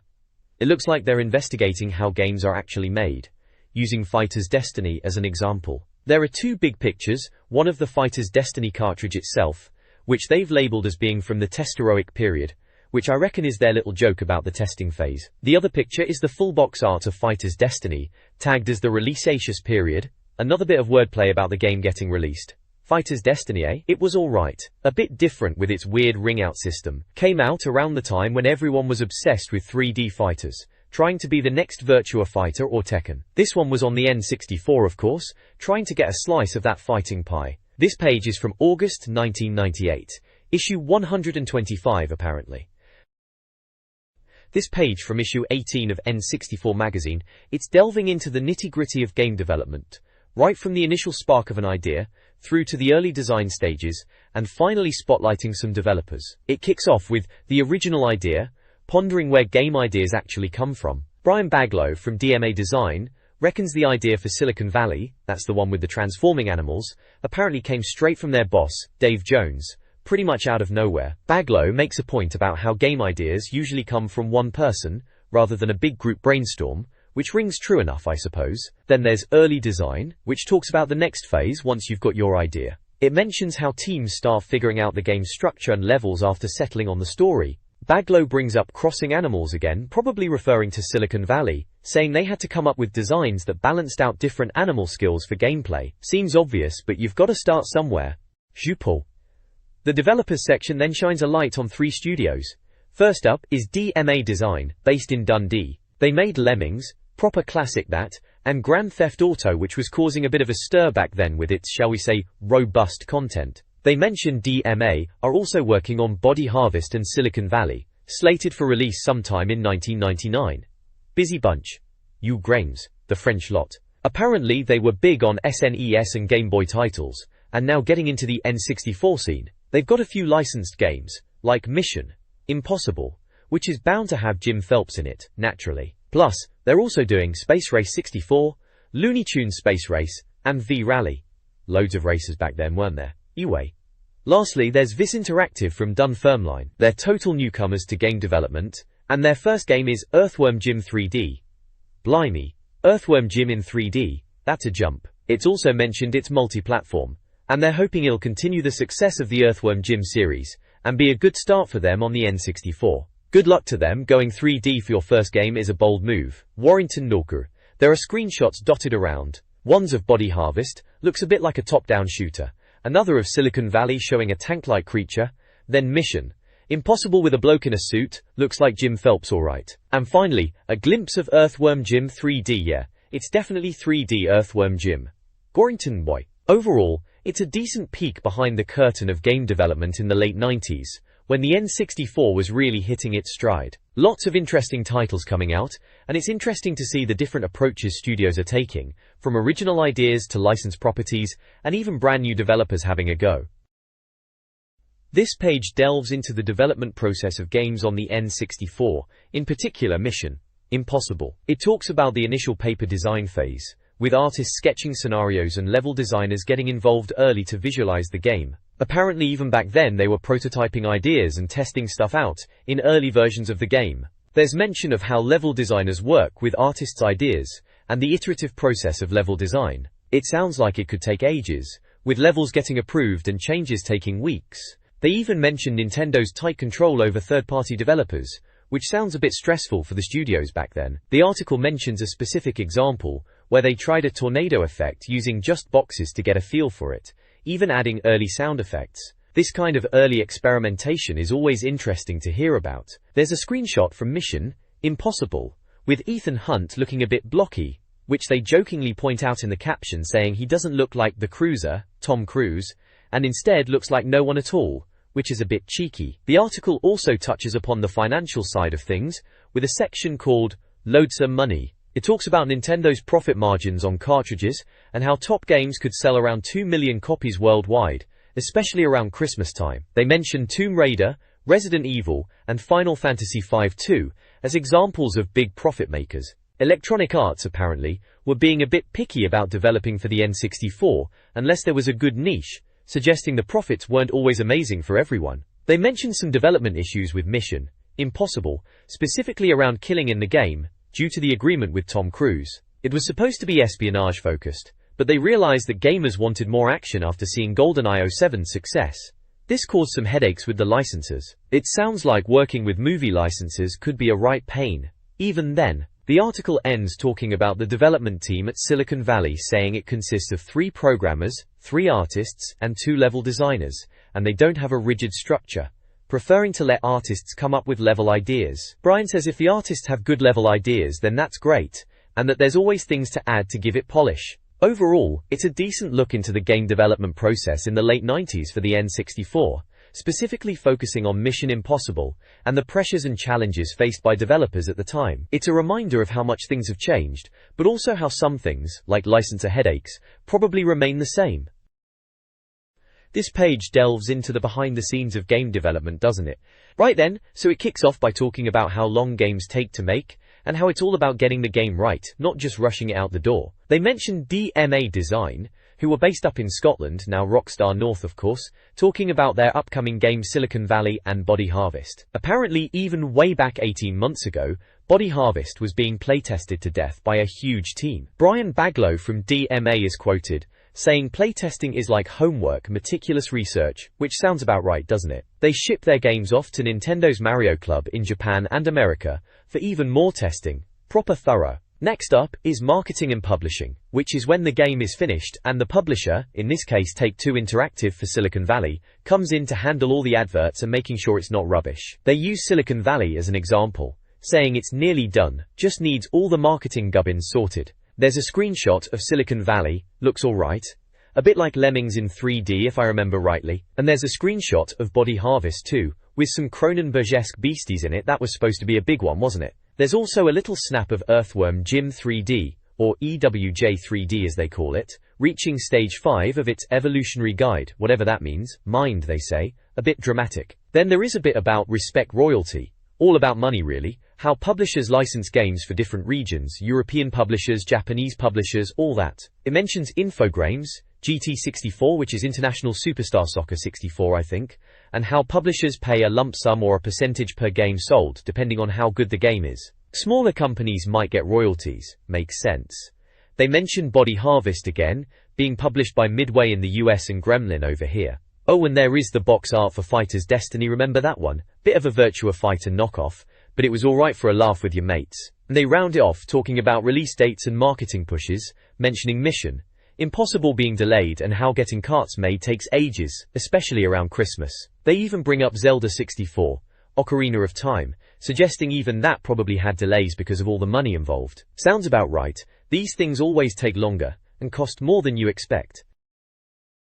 This page from the magazine, right, it's having a look at the costs of games back then, which was always a bit of a head scratcher, wasn't it? 50 quid a pop. At the top left there's a bit about Mission Impossible, saying it's in beta and should be in shops in September, which sounds about right for the time. Below that, Body Harvest is getting close to being finished. DMA Design are doing the box art. Remember DMA? They were the fellas behind GTA later on, weren't they? Arielaza. Then further down, it's talking about Zelda 64, Ocarina of Time, probably. Apparently it's costing a bomb, because the team's massive, and it's taking ages. No surprises there. Big games take time. They're saying something like Zelda must have racked up huge costs already. Warranted. The big article in the middle is called The Real Cost, going on about where your money goes when you buy a game. Apparently the government does all right out of it with VAT. Nearly 9% of the price goes to them, doing nothing at all as they put it. Bit cheeky. Nintendo get a massive slice too, 50% of the sale price apparently. Then there's a chart showing where the money goes. For a 50 quid game, 25 quid go straight to Nintendo, 8.75 to the government, 7 quid to the shop, 5 to the publisher, and then a couple of quid for advertising, packaging and distribution. Fighter's Destiny is on the cartridge in the picture, to show the costs I guess. At the bottom, it's still going on about Zelda, and then mentioning GTA again and how they got the tabloids all worked up by letting the Sun and the Mirror have a go, calling it obscene and all sorts. Sounds like classic Max Clifford PR if you ask me. Any publicity is good publicity and all that. Worked a treat for GTA, kept it in the top 10 for months. Good old days. This page is a coming soon bit for N64 Magazine issue 19, and it's all about speed mate, proper speed. They're banging on about F-Zero X being the main game, calling it a mighty speed fest, which, fair play, it was mental fast back then, wasn't it? It mentions Mission Impossible might be in the reviews section, alongside WWF Warzone, Mortal Kombat 4 the PAL version don't you know, and Iggy's Wrecking Balls. Iggy's Wrecking Balls, blimey, what a weird and wonderful game that was. Then it says PLUS, and lists a few more bits you could expect, like more on V-Rally 64, a full investigation into SCARS, more on Jet Force Gemini and Perfect Dark, and reviews of basically every N64 game going. On the right, there's an index to the previous issue, issue 18. Flipping through that, you can see what sort of stuff they were covering. There's All-Star Baseball 99, Banjo-Kazooie Review, Body Harvest Special Investigation. Always loved those investigations they did. Duke Nukem, A Time to Kill Preview, GoldenEye How-To, Hybrid Heaven Special Interrogation, Mission Impossible Preview, which is interesting as it's also mentioned as potentially being in issue 19 reviews, Mortal Kombat 4 Review, Quest 64 Review, Shadowman Preview, and Virtual Chess 64 Review. So a decent spread of games, as you'd expect. Right at the bottom it says the Nitro-charged edition of N64 Magazine will be on sale Tuesday the 11th of August. So there you go, mark it in your diary if you're still using a paper one. This page right then, it's all about Weetrix, isn't it? Is it flooded? Bit of a daft question, but catchy I suppose. Looks like some kind of puzzle game, maybe a bit like Tetris as they mentioned, but with water, and these odd, blocky creatures. They've given it a whopping 91% and 93%, blimey someone's keen. If not then buy it anyway, they say, bit strong, but alright. Looking down the side we've got the reviews for this issue. Banjo-Kazooie is there, must be good if it's getting a review, everyone was banging on about that one. NBA Courtside, IS-98, your usual sports games for the fellas. Mortal Kombat 4, bit of the old ultra-violence for the mature gamers.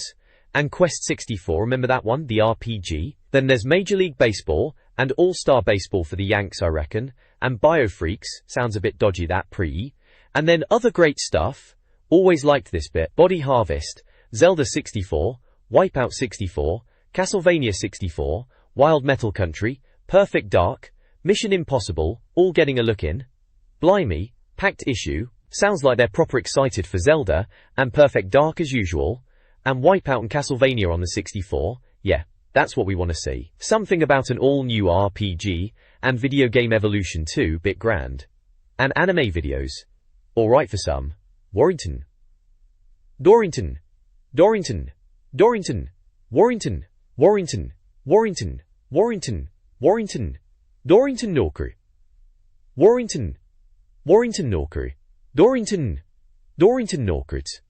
Look out! 70 pages of amazing new N64 games. 70 pages. Crikey, they weren't messing about back then, were they? NBA Courtside, IS-98, Wipeout 64, Quest 64 and Shadowman get a little picture each too. Shadowman, dark horse that one. Widget. Yep, another packed N64 mag, good times.